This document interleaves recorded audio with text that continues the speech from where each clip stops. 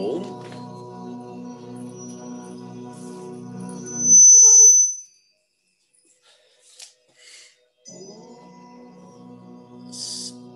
తెలంగాణ రాష్ట్ర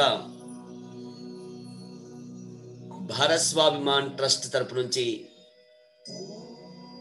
అన్ని జిల్లాల నుండి పాల్గొంటున్నటువంటి యజ్ఞ సాధక సోదర సోదరీమణులందరికీ స్వాగతం అండి, సుస్వాగతం, సుప్రభాతం. మనమందరం చాలా అదృష్టవంతులం. నేరుగా యోగ ఋషి పరమ పూజ్య స్వామి రామ్దేవ్ బాబా గారి అనుంగ శిష్యులు పూజ్య స్వామి యజ్ఞదేవ్జీ మహారాజ్ గారి మార్గదర్శనంలో యోగ సాధన చేసే సద్భాగ్యం మనకు దొరికిందండి. చాలా అదృష్టవంతులం. మనమందరం హృదయపూర్వకంగా పూజ్య స్వామీజీని ఆహ్వానిద్దాం. దయచేసి మీ అందరూ మీ వీడియో ఆన్ చేసి చక్కగా మీ యజ్ఞ సాధన అగుపడేలాగా పెట్టుకోండి. కుదిరితే మీ ఏదైనా కంప్యూటర్ మైక్ అంటే సౌండ్ సిస్టమ్ చిన్న సౌండ్ బాక్స్ ఉన్నా పెట్టుకోండి, మీకు పెద్దగా సౌండ్ వస్తుంది. సో అద్భుతమైన యోగ సాధనని అనుసరిద్దాం, పూజ్య స్వామీజీని అనుసరిద్దాం, చక్కగా నేర్చుకుందాం. ఇది శిక్షణా శిబిరం.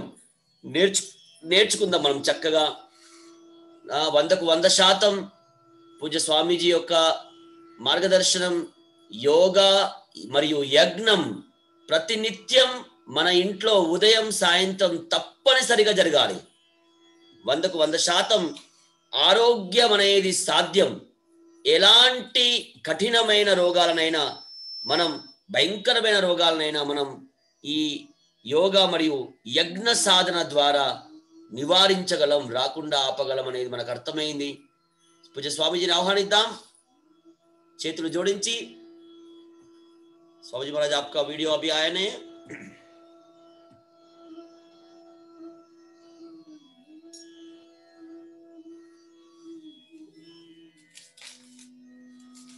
ఓంకారంతో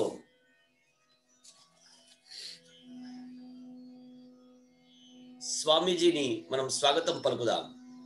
చేతులు జోడించి పూజ్య స్వామీజీని మనం స్వాగతం పలుకుదాం.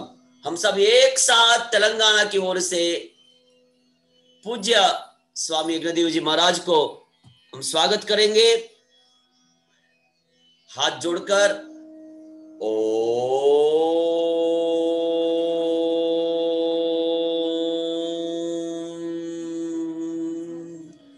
ओम श्री गुरुभ्यो नमः.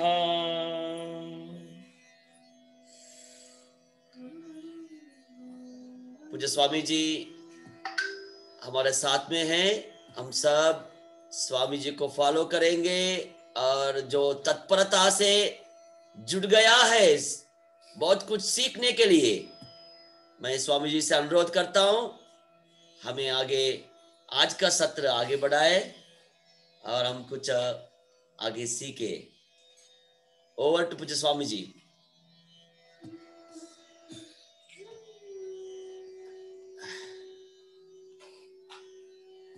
आपका वीडियो अनम्यूट नहीं हुआ स्वामी जी महाराज, ऑडियो अनम्यूट हो रहा है. ऑडियो हाँ यस.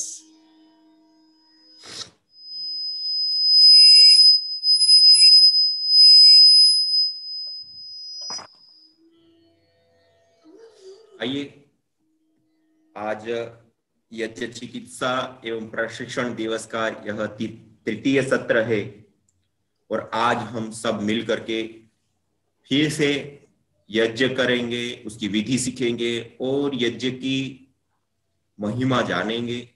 सभी लोग अपने अपने स्थान पे अपने अपने घरों पर सीधे बैठते हुए परम पिता का निज नाम पावन ओंकार का उद्घोष करते हुए आज के भोर के इस सत्र की हम शुरुआत करते हैं.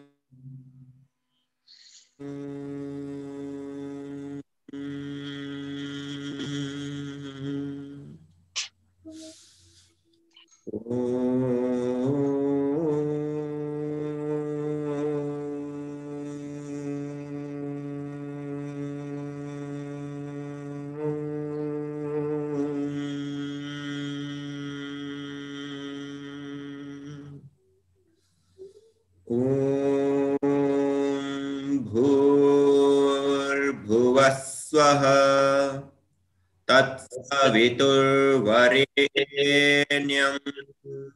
भर्गो देवस्य धीमहि धियो यो न प्रचोदयात्। प्रचोदयात्। ओम शांति शांति शांति। ओम। आज यज्ञ चिकित्सा एवं प्रशिक्षण का यह तृतीय सत्र, तृतीय दिवस है और आज के इस सत्र में आप सभी योगी, याजिक, साधक भाई बहनों का हार्दिक स्वागत है। आप सभी को नमन, वंदन, प्रणाम और विशेष रूप से हमारे आदरणीय भाई किशोर भाई जी, आदरणीय हमारे श्रीधर राव जी और सभी हमारे कार्यकर्ता भाई बहनों को मैं प्रणाम करता हूं और उन महान ऋषियों को जिन्होंने हमें इन विद्याओं को सिखाया, जिन्होंने हमें इन विद्याओं से अवगत कराया और जिनके कारण, जिनके तप और पुरुषार्थ के परिणाम स्वरूप हम आज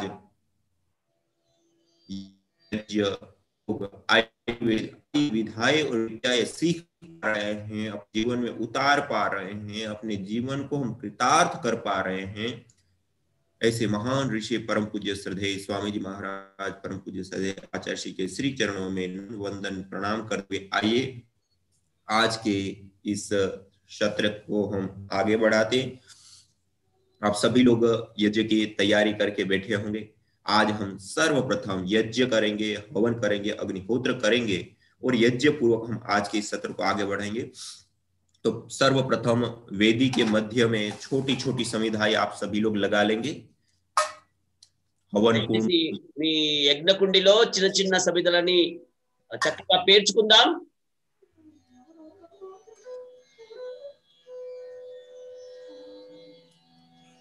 సమిధని 4 ముక్కలు చేసి చక్కగా పేర్చుకోండి।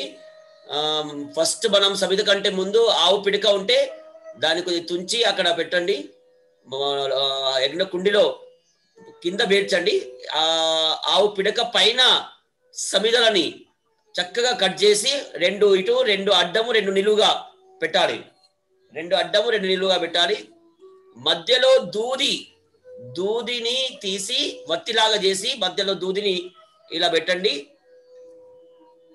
ఫస్ట్ ఆవు పిడక, దానిపైన సమిధలు 2 అడ్డము 2 నిలువు, తర్వాత మధ్యలో దూదిని తీసి దీపం ఒత్తిలాగా పైకి తీసుకొని చక్కగా మధ్యలో పెట్టాలి రెడీగా।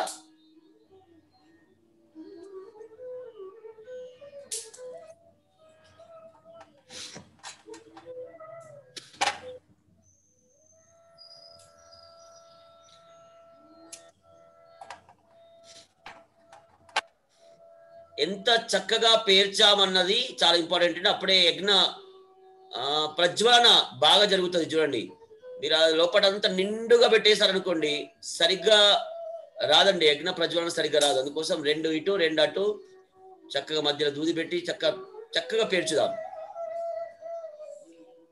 అండ్ ఆవు నెయ్యితో ఆ యజ్ఞ సమిధలని కొద్దిగా తడి చేద్దాం। ఆవు నెయ్యితో యజ్ఞ సమిధలను తడి చేయాలి। అందులో పెట్టిన దాన్ని అలానే ఆ దూది పైన కూడా తడి చేయండి। కొద్దిగా ఆవు నెయ్యి పోసి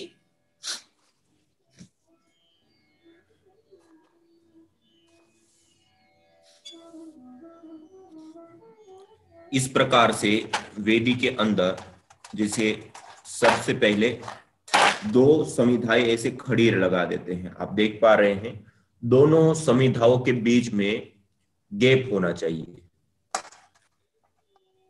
2 సమిధల మధ్య కొంత అంతరం ఉండాలి। नीचे हमने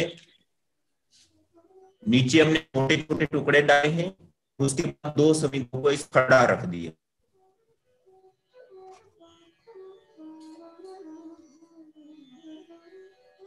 ऊपर 2 समिधाएं और इस प्रकार से लगाए, ऐसे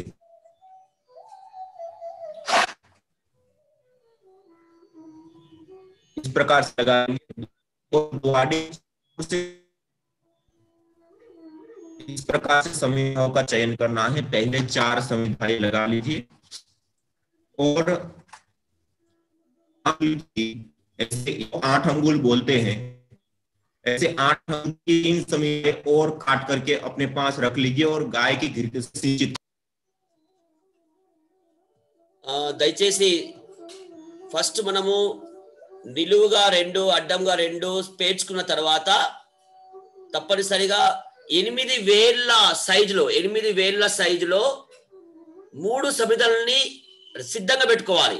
8 వేళ్ల సైజులో ఎంత సైజు ఉండాలి? 8 వేలు. సో ఆ సైజులో మనము పొడవుగా 3 సమిధల్ని రెడీ పెట్టుకోవాలి. దానికి కూడా నెయ్యి వేసి సిద్ధంగా పెట్టాలి. ఎందుకోసము? సమిధా దానం కోసం. అది సపరేట్ గా పెట్టాలి. యజ్ఞ కుండీలనేమో 2 అడ్డము 2 నిలువు పెట్టాం, మధ్యలో దూది పెట్టాం. అర్థమైందా? తర్వాత 3 వాటిని మనం చక్కగా సిద్ధంగా పెట్టుకోవాలి. సరిగ్గా నేర్చుకుందాం. మనం 100 మందికి నేర్పించేది ఉంది. మన జీవితంలో రోజు సాధన చేసేది ఉందండి.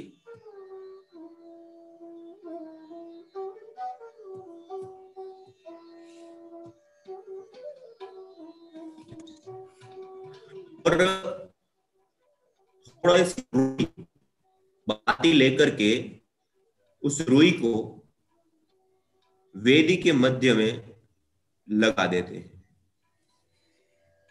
ऐसे. చక్కగా దూదిని మధ్యలో పెడదాం.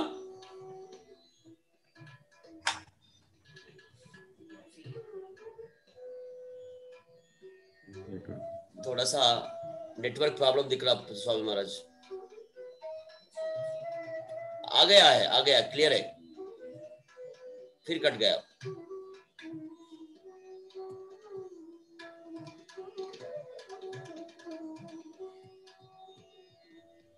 आ रही मेरी आवाज? आ रहे स्वामी महाराज, आइए आ रहे. तो वेदी के मध्य में रुई थोड़ी सी लेकर के थोड़ा सा रुई लगा दिए, जो छोटी छोटी संविधाएं हमने ली है उसके ऊपर. हाँ.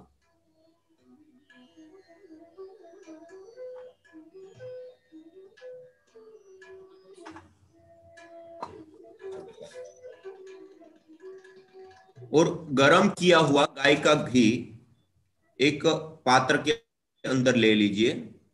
गरम घी వేడి చేసిన ఆవు నెయ్యిని ఒక పాత్రలో తీసుకుందామండి. సిద్ధంగా పెడదాం. వేడి చేసుకున్న ఆవు నెయ్యిని ఒక పాత్రలో సిద్ధం చేసుకుందాం. ఆ నెయ్యితో ఆ సమిధలని దూదిని కొద్దిగా తడి చేద్దాం.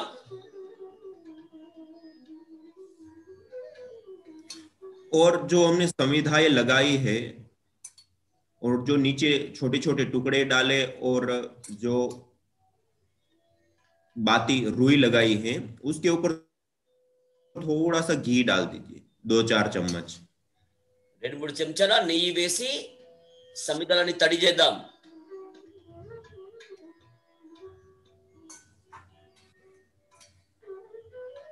और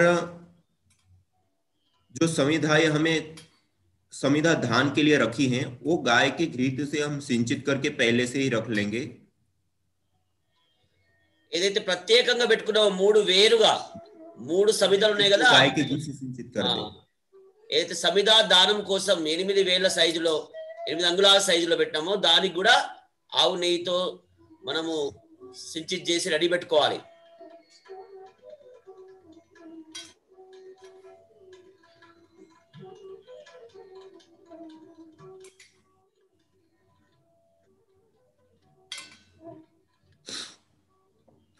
और प्लेट में अलग से रख लीजिए वो संविधाओं को.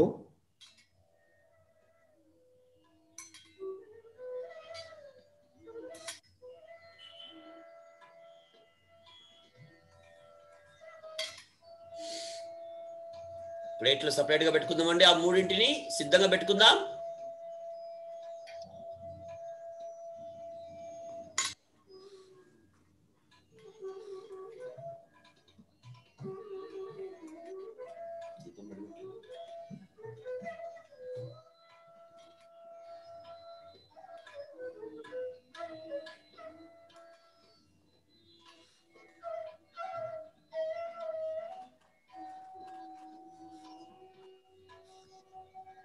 उसके बाद कपूर की एक टिकिया लेकर के उस एक टिकिया को पाउडर करके जो हमने बीच में बाती रखी और छोटी छोटी समिधाएं रखी उसके ऊपर पाउडर करके डाल दीजिए।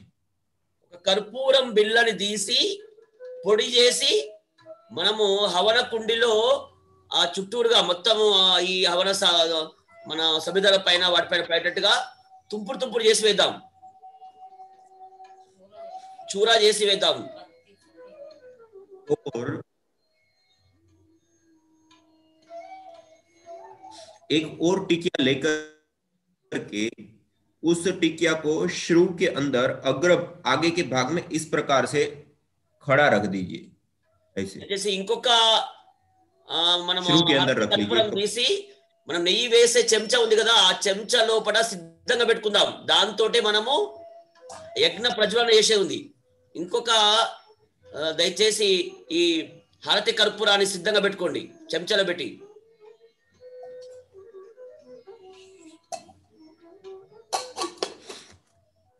और जो दीपक है उस दीपक में भी एक रुई बाती लेकर के उस बाती को लगा दीजिए। దీపం కూడా సిద్ధం చేద్దామండి, చక్కగా దూది వత్తి పెట్టి సిద్ధం చేద్దాం। దీపంలో నెయ్యి వేసి సిద్ధంగా పెట్టుకుందాం।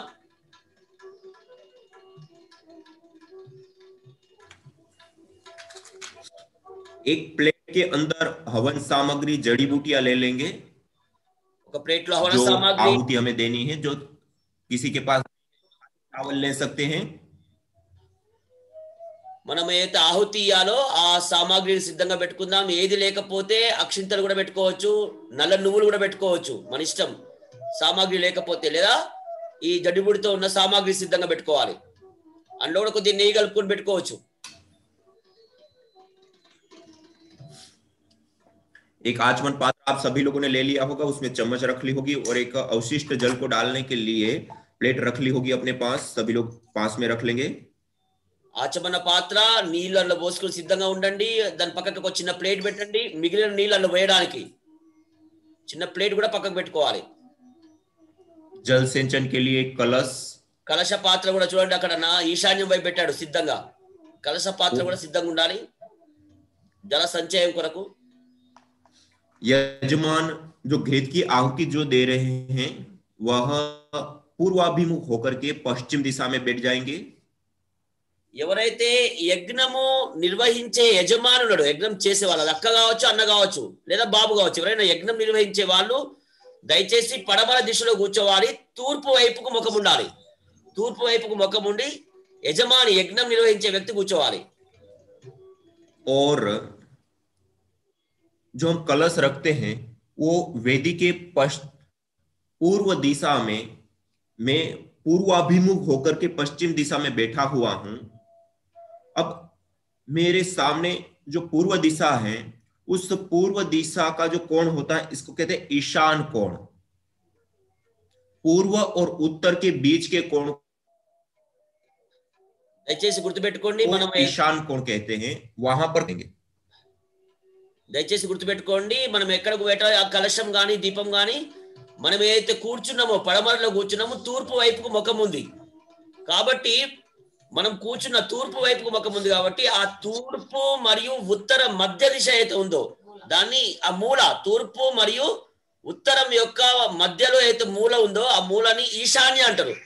ఈశాన్య దిశలో పెట్టాలి, ఈశాన్య దిశలో పెట్టండి। और जब हम अग्न्याधान कर लेंगे दीप प्रज्वलन के बाद, तब दीपक को भी हम ईशान कोण में ही रखेंगे। సో దీప ప్రజ్వలన చేసిన తర్వాత ఆ దీపంని కూడా ఈశాన్య మూలలోనే పెట్టాలి। और मंत्र पाठ के लिए दैनिक अग्निहोत्र विधि या कोई भी एक विधि वाली एक पुस्तक या पंपलेट आप अपने पास रख लेंगे। कोई भी एक पुस्तक या पंपलेट जिसमें दैनिक अग्निहोत्र के मंत्र हो, आपको व्हाट्सएप के ऊपर भी दिया, तो आप मंत्र पढ़ने के लिए उस विधि को सामने रख सकते हैं। మంత్రం చదవడానికి ఏదైతే మీరు పాంప్లెట్ లాగా ఇచ్చాము మొత్తం యజ్ఞం ఎలా చేయాలనేది, దాన్ని ప్రింట్ తీసుకొని సిద్ధంగా పెట్టుకోండి, మీరు కూడా మంత్రాలు చదవాలి। సో తెలుగులో కూడా మీకు ఈరోజు వచ్చేస్తుంది, దాన్ని కూడా ఆల్రెడీ విశ్వనాథ్ అన్న పెట్టాడు, ప్రింట్ తీసుకోవచ్చు, మనం దాన్ని దీని రూపంలో కూడా పెడదాం.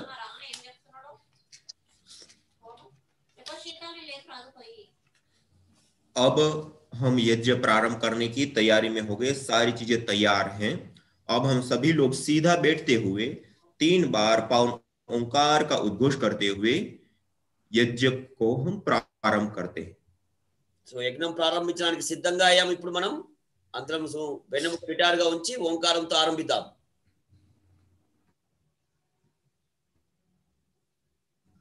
आइए सीधे बैठते हुए सर्वप्रथम मंगलाचरण करते हैं। మొట్టమొదట మంగళాచరణం చేద్దాం.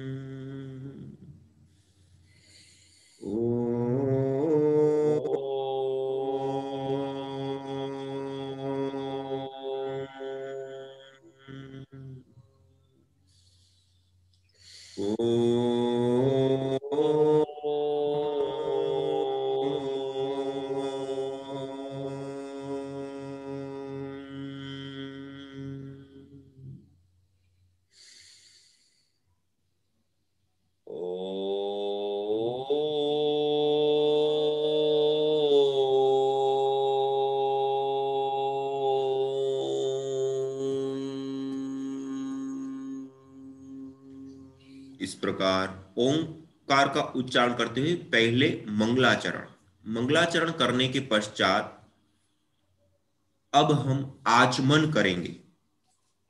और हम जिस विधि को फॉलो कर रहे हैं, यह देव यज्ञ दैनिक अग्निहोत्र की, वह विधि स्वामी दयानंद सरस्वती कृत ऋग्वेद आदि भाष्य भूमिका, सत्यार्थ प्रकाश या फिर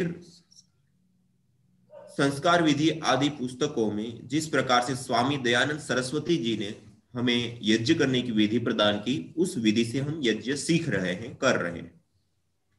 अब सबसे पहले दाएं हाथ की अंजलि में जल लेंगे, राइट हैंड।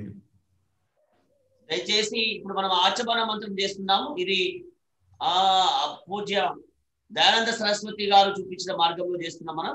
సో మొట్టమొదట మన కుడి చేతిలో నీళ్ళు తీసుకుందామండి.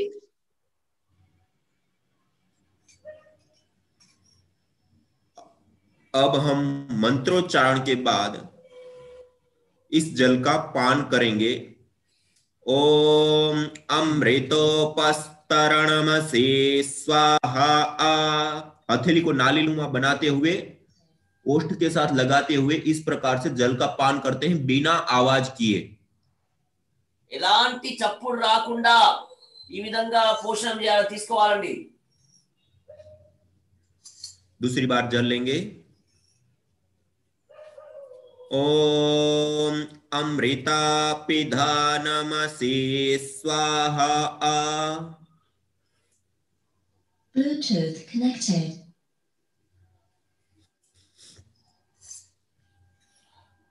तीसरी बार जल लेंगे। तीसरे मंत्र के माध्यम से तीसरी बार पान करेंगे। ओम सत्यम यशः श्रीर्मयि श्री श्रयताम स्वाहा।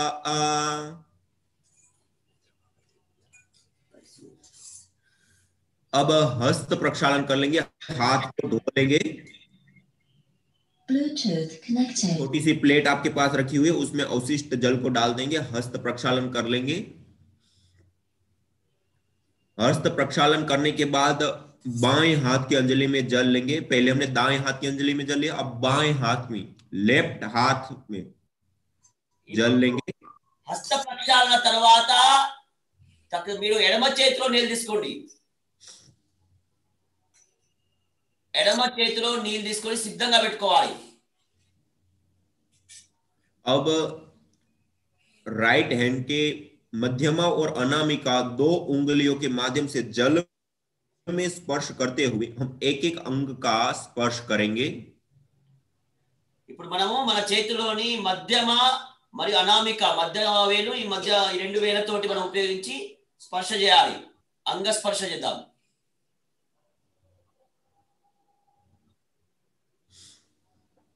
ओम वांग आस्यस्तु పెదవి నోటి దగ్గర ओम नसोर में प्राणो अस्तु पहले राइट साइड फिर लेफ्ट साइड ఫస్ట్ కుడి వైపు అండి తర్వాత ఎడమ వైపు ముక్కు ओम अक्ष्णोर में चक्षुरस्तु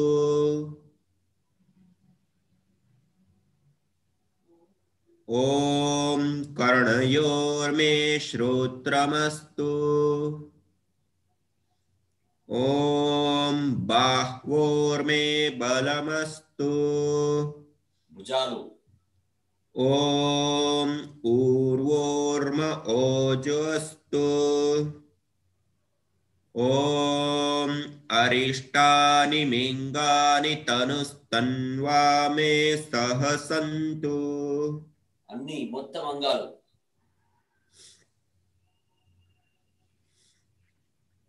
यह आचमन और अंग स्पर्श की क्रिया जो पवित्रता की शुद्धिकरण की जो प्रक्रिया है उसको हमने संपन्न किया।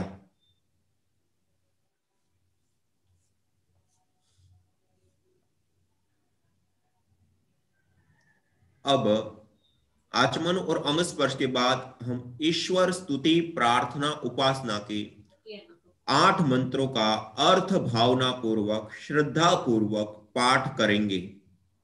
सभी लोग सीधा बैठ के हाथ जोड़ते हुए मेरे साथ साथ इन 8 मंत्रों का उच्चारण करेंगे। अथ ईश्वरस्तुते प्रार्थनोपासना ओम विश्वानि देव सवितर्दुर्गानि परासुवा यद्भद्रं तन्न आसुवा ओम हिरण्यगर्भस्समवर्तताग्रे भूतस्य जातः पतिरेक आसीत् सदाद्वार पृथिवीं द्यामुते मां कस्मै देवाय हविषा विधेम ओम य आत्मदा बलदायस्य विश्व उपासते प्रशिसं यस्य देवाः यस्य छायामृतं यस्य मृत्युः कस्मै देवाय हविषा विधेम ओम तो निमिषतो महित्वैकइद्राज जगतो य ईशे अस्य द्विपदश्चतुष्पदः कस्मै देवाय हविषा विधेम ओम ये नद्यो रुग्रा पृथिवी च दृढ़ायेन अभितं येन नापः यो अन्तरिक्षे रजसो विमानः तस्मै देवाय हविषा विधेम ओम प्रजापतेन त्वदेतान्यन्यो विश्वा जातानि परिता बभूव यत्का आमास्ते जुहुमस्तन्नो अस्तु अयं स्याम पतयोरईणाम् स नो बन्धुर्जनिता सविधाता धामानि वेद भुवनानि विश्वा यत्र देवा अमृतमानशानास्त्रितीये नद्यैरयन्त ॐ अग्नेनय सुपथाराये अस्मान् विश्वानि देववयुनानि विद्वान् युयोध्यस्मज्जुहुराणमेनो भूयिष्ठान्ते नम उक्तिं विधेम इतेश्वरस्तु ते प्रार्थना।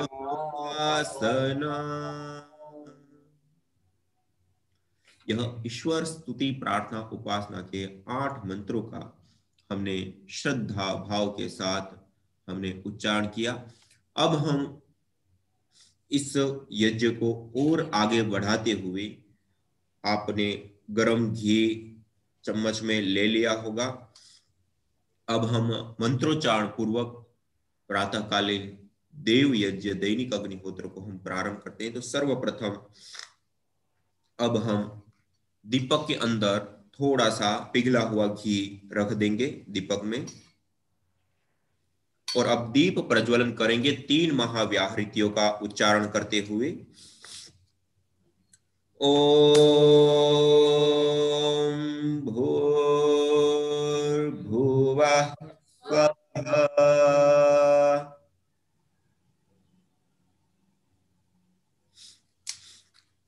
सभी लोग दीप प्रज्वलन करेंगे। अंदर दीप प्रज्वलन చేద్దామండి।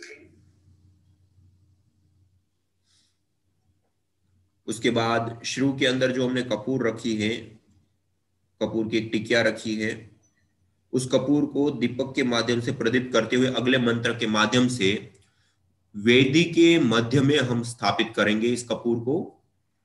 ओम भूर्भुवः स्वर्द्योरिव भूम्ना पृथिवीव वरिम्ना तस्या आस्ते पृथिवी देव यजनी पृष्ठे अग्निमन्नादमन्नाद्याया दधे।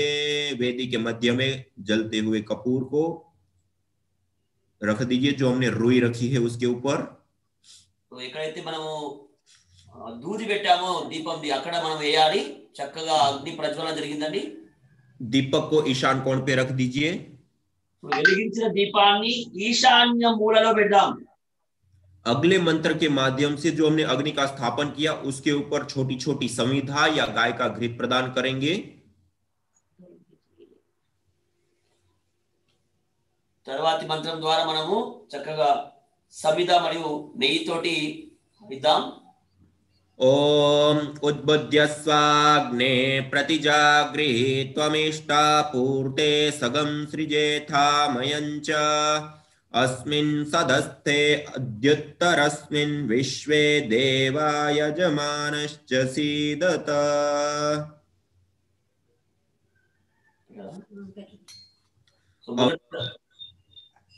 हमने जो 3 समिधा या 8-8 अंगुल की ली थी, गाय की घृत से हमने सिंचित की थी, उसमें से एक समिधा ले लेंगे, हाथ जोड़ करके इस प्रकार से दोनों हाथों से रख लेंगे। मंत्रोच्चारण के बाद जब हम स्वाहा बोलेंगे, स्वाहा के साथ हम उस समिधा को वेदी के मध्य में, जैसे हमने आपको पहले बताया, इस प्रकार से 2 खड़ी और 2 आड़ी, इस प्रकार से समिधाओं का चयन करेंगे। సో మనము సిద్ధంగా పెట్టుకున్న 3 సమిధలని ఒక సమిధ తీసి పెట్టుకుందామండి। ఒక సమిధ తీసి సిద్ధంగా పెట్టుకుందాం ఈ విధంగా। తర్వాత మధ్యలో పెట్టాలి। మంత్రోచ్చరణ తర్వాత ओम अयंत एद्व आत्मा जात वेदस्तेनेध्यस्वर्धस्व चेद्वर्धय चास्मान् प्रजया पशुभिर्ब्रह्मवर्चसेनान्नाद्येन समेधय स्वाहा इदमग्नये जातवेदसे दन्न मम। दूसरी समिधा ले लेंगे। ओम समिधाग्निं दुवस्यतघृतैर्बोधयता तिथिम् अस्मिन् हव्या जुहोतन सुसविद्धाय शोचिषे घृतं तीव्रं जुहोतन अग्नये जातवेदसे स्वाहा। इदमग्नये जातवेदसे इदन्न मम। तीसरी समिधा ले लेंगे। समिद्भिरंगिरो घृतेन वर्धयामसि बृहच्चोचायविष्ठ्य स्वाहा। इदमग्नये अंगिरसे इदन्न मम। इस समिधाओं का चयन हो गया, समिधा धान हो गया। अब इस अग्नि को और विशेष रूप से प्रदीप्त करने के लिए अब हम 5 घी की आहुति प्रदान करेंगे। సమిధా దానం తర్వాత ఇప్పుడు మనము కొద్దిగా మంచిగా కావడానికి కోసమని 5 సార్లు మనము ఆవు నెయ్యి తోటి ఇద్దామండి. ఓకేనండి, 5 సార్లు.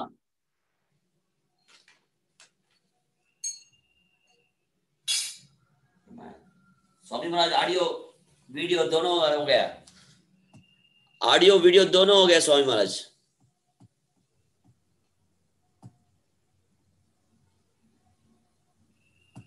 जी, अब पंचघृत आहुति हम प्रदान करेंगे। मेरे साथ सब लोग मंत्रों का उच्चारण करने का प्रयास करेंगे।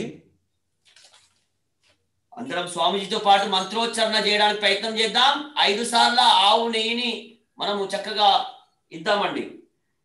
ओम अयंत एद्म आत्मा जातवेदस्तेनेद्यस्वर्धस्व चेद्वर्धय चास्मान् प्रजया पशुभिर्ब्रह्मवर्चस्नान्नाद्येन समेधय स्वाहा। इदमग्नये जातवेदसे इदन्न मम।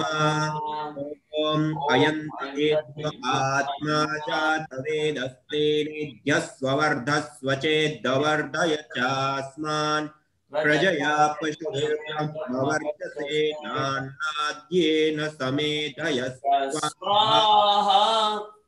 इदमग्नये जातवेदसे इदन्न मम। ओम अयंत आत्मा जातवेदस्तेनेद्यस्वर्धस्व चेद्वर्धय चास्मान् प्रजया पशुभिर्ब्रह्मवर्चसे नान्नाद्येन समेधय स्वाहा। इदमग्नये जातवेदसे इदन्न मम। ओम अयंत एद्म आत्मा जातवेदस्तेनेद्यस्वर्धस्व चेद्वर्धय चास्मान् प्रजया पशुभिर्ब्रह्मवर्चसे नान्नाद्येन समेधय स्वाहा। इदमग्नये जातवेदसे इदन्न मम। ओम अयंत एद्म आत्मा जातवेदस्तेनेद्यस्वर्धस्व चेद्वर्धय चास्मान् प्रजया पशुभिर्ब्रह्मवर्चसे नान्नाद्येन समेधय स्वाहा। इदमग्नये जातवेदसे इदन्न मम। यह घृत आहुतियां प्रदान करने के बाद अब हम जल सेंचन करेंगे। जल सेंचन के लिए हम दाएं हाथ की अंजलि में जल लेकर के सबसे पहले प्रथम मंत्र का उच्चारण करते हुए वेदी के पूर्व दिशा में हम आग्नेय कोण से ईशान कोण की ओर हम जल सेंचन करेंगे। సో మనం ఇప్పుడు దయచేసి గుర్తుపెట్టుకోండి, జల సించయం చేయాలి. కలశంలో ఉన్న నీళ్లు తీసుకుందాము. తీసుకొని మనం ఏదైతే కూర్చున్నామో పడవ వైపు కూర్చున్నామో తూర్పు వైపు దిశలో మనము ధారగా సంచయం చేయాలి. ఈశాన్యం వైపుకి నీళ్లతోటి ధారగా మనము ఆ హవన కుండికి ముందు సంచయం చేయాలి. ओम आदितेनु मन्यास्व।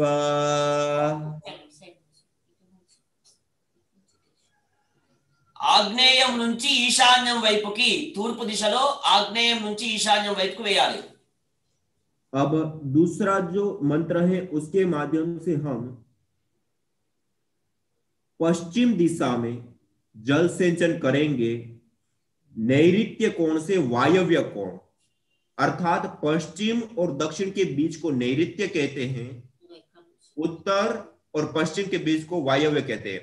अर्थात जो यजमान जो मुख्य घी की आहुति दे अपने दाएं से बाएं साइड की ओर धारा बनाते हुए आहुति दे सेंचन करेंगे जल। దయచేసి అందరూ గుర్తుపెట్టుకోవాలండి. ఇప్పుడు మనం ఏదైతే పడమర దిశలో కూర్చున్నాం అంటే ఇంతకుముందు మనం తూర్పు దిశలో ఆగ్నేయం నుంచి ఈశాన్యం ఇచ్చాం. ఇప్పుడు దానికి అపోజిట్ లో మనం ఏం చేయాలి? దిశ ఏంటిది?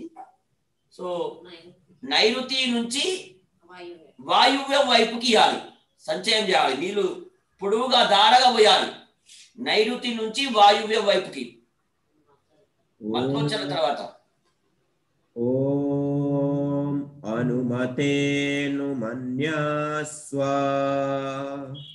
చక్కగా ఈ విధంగా దారగా పోతామండి.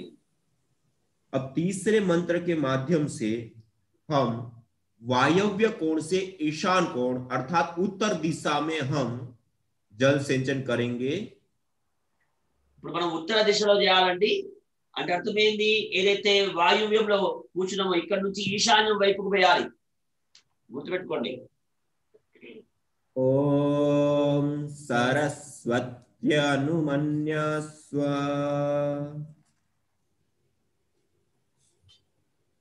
अब अगले मंत्र के माध्यम से जहां हमने दीपक रखा है ईशान कोण है, वहां से शुरू करते हुए पूर्व दिशा में प्रथम, फिर उसके बाद आग्नेय कोण से होते हुए दक्षिण दिशा में और नैऋत्य कोण पे होते हुए पश्चिम दिशा में और वायव्य कोण पे होते हुए उत्तर दिशा में जल सिंचन करते हुए ईशान कोण पर्यंत अर्थात वेदी के चारों दिशाओं में परिक्रमा क्रम से हम जल सिंचन करके कलश को ईशान कोण के ऊपर छोड़ देंगे. ఇప్పుడు మంత్రోచ్చరణ తర్వాత ఎక్కడైతే మనం ఈశాన్యంలో దీపం పెట్టాం కదా అక్కడి నుంచి ప్రారంభించి చుట్టూరా హవనకుండి చుట్టూరా 4 దిశలలో ధారగా మోసి మళ్ళీ మనము ఈశాన్యంలోని కలశం పెట్టాలి. ఓం దేవ సవితా ప్రసువయజ్జం ప్రసువయజ్జపతిం భగాయ दिव्यो गंधर्वः केतपुः केतं नः पुनातु वाचस्पतिर्वाचन्नः स्वदतु.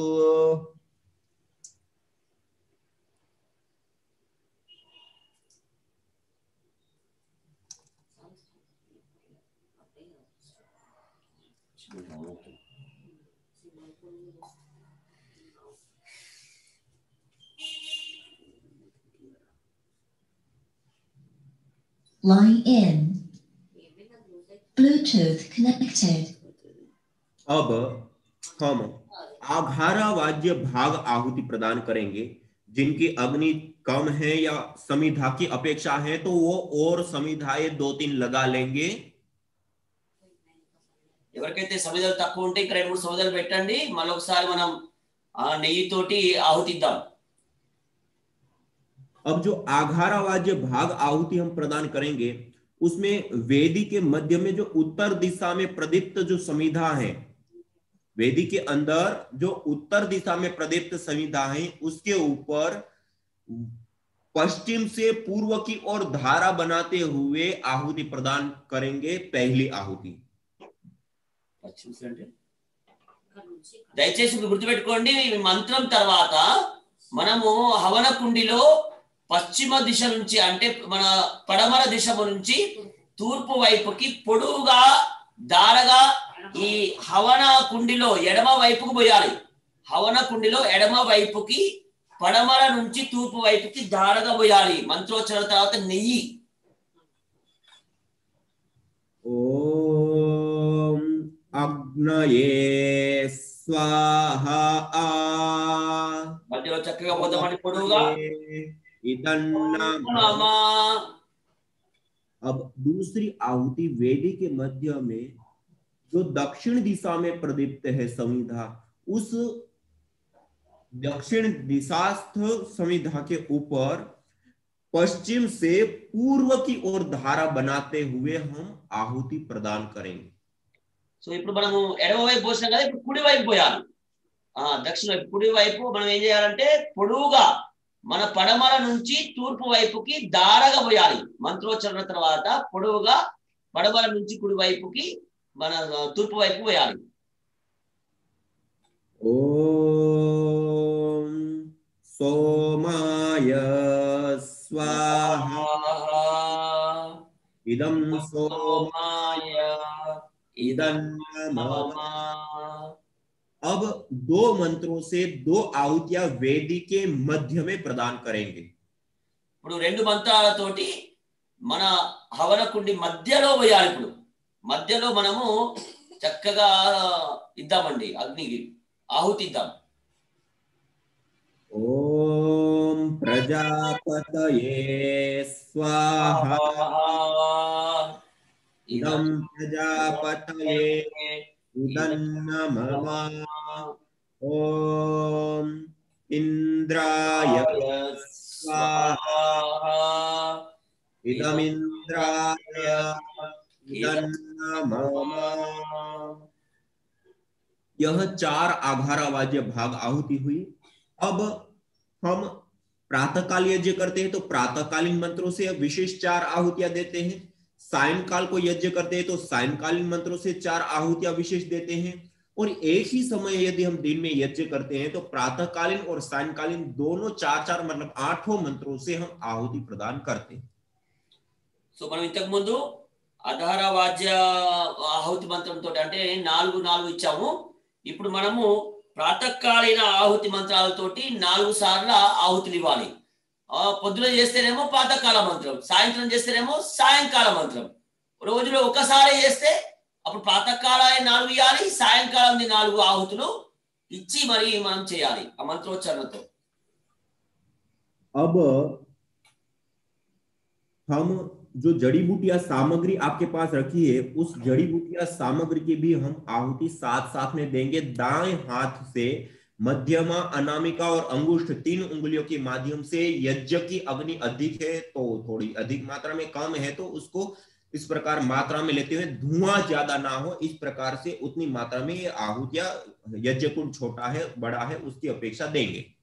దయచేసి ఒకరేమో ఆవు నెయ్యితో ఆహుతులు ఇస్తారు, మనం ఇంకొకరు ఏం చేయొచ్చు, లేదా ఒకరే 2-3 చేయొచ్చు, ఏం పర్లేదు. ఏదైతే హవన సామాగ్రి ఉందో హవన సామాగ్రిని చాలా అద్భుతంగా ప్రేమతో పట్టుకోవాలి. ఇలా ఈ మధ్య వేలు అనామిక 2 పట్టుకొని చక్కగా ఆచమనం ఇచ్చినట్టు ఇలా ప్రేమతో వేయాలి. ఆ పొగ ఇది వేస్తుంటే అది లేవకుండా చాలా ప్రేమతోటి ఆహుతులు ఇవ్వాలి.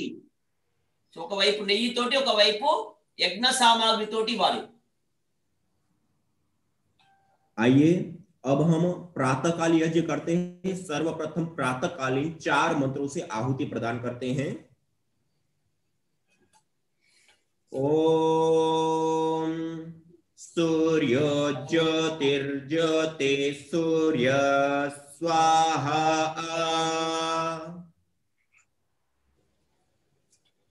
ओम सूर्यो वर्चो ज्योतिर्वर्च स्वाहा ओम ज्योति सूर्य सूर्य ज्योति स्वाहा ओम सजुर्देव सजुर्वस्तेन्द्रवत्या जुषाणः सूर्यो वेतु स्वाहा। यह प्रातःकालीन 4 आहुति हुई। सायंकाल को करते तो सायंकालीन विशेष 4 आहुतियां होती हैं, उसको हम प्रदान करेंगे।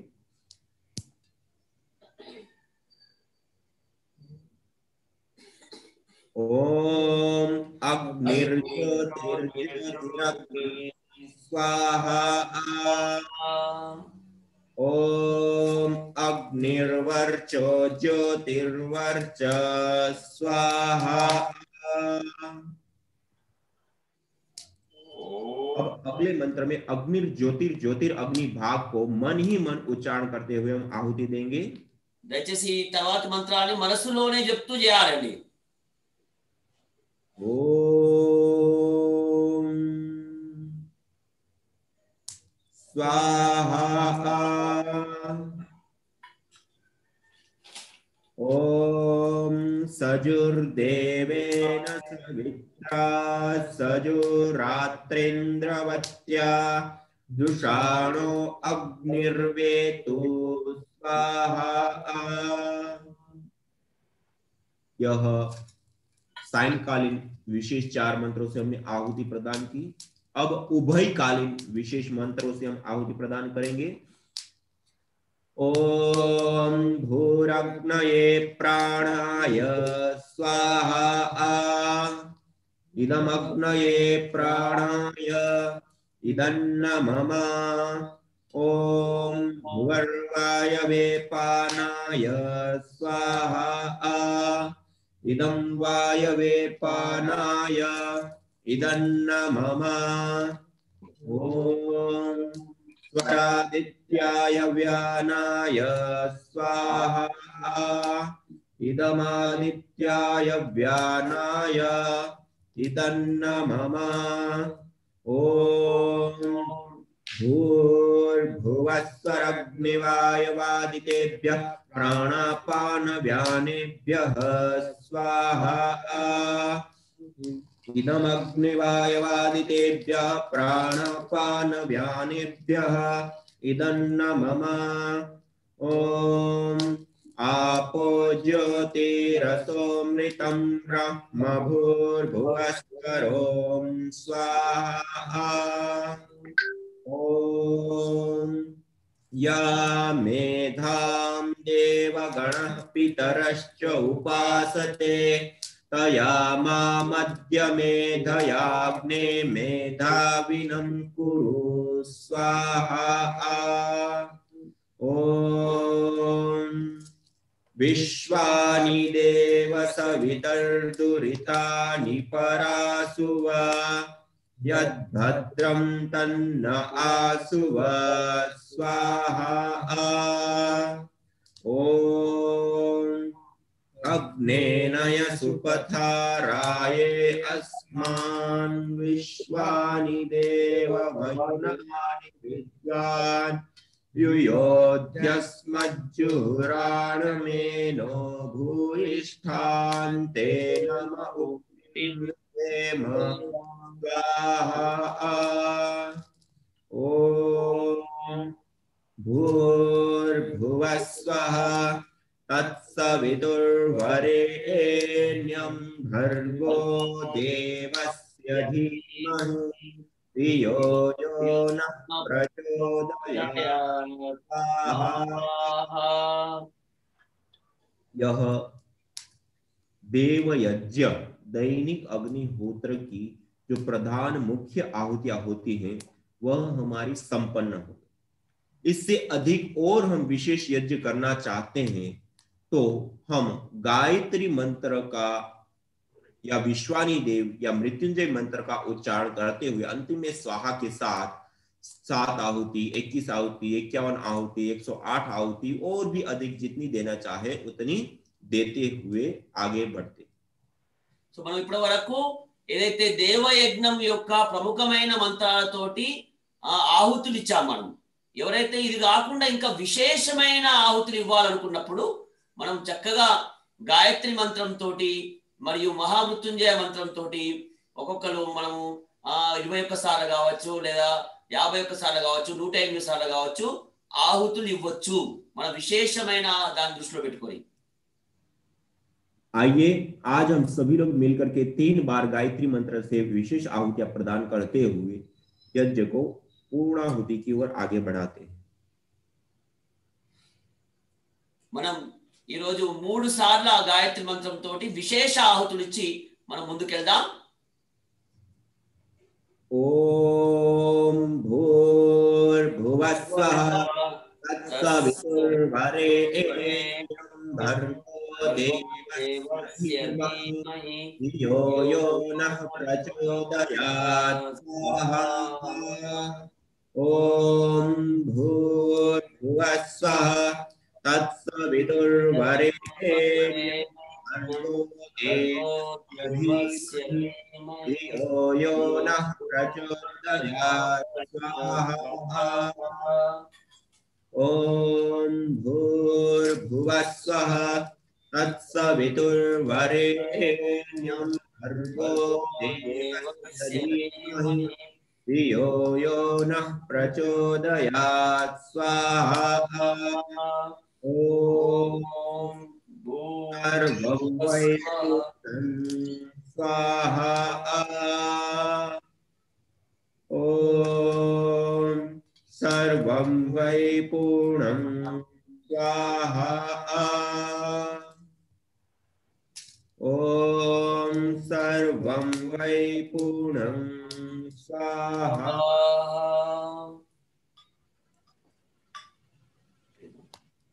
यह देव यज्ञ दैनिक अग्निहोत्र हमारा संपन्न हो गया। इसके बाद हम सीधा बैठते हुए सभी लोग हाथ जोड़ते हुए संपूर्ण विश्व के मंगल की कामना करते हुए ओम सर्वे भवन्तु सुखिनः सर्वे सन्तु निरामयाः सर्वे भद्राणि पश्यन्तु मा कश्चित् दुःखभाग् भवेत्। हे ईश सब सुखी हो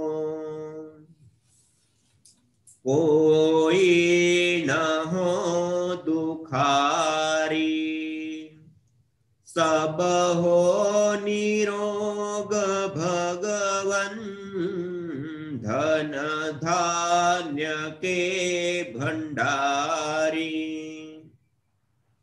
सब भद्र भाव देखे सन्मार्ग के पथिक हो दुखिया न कोई होवे सृष्टि में प्राणधारी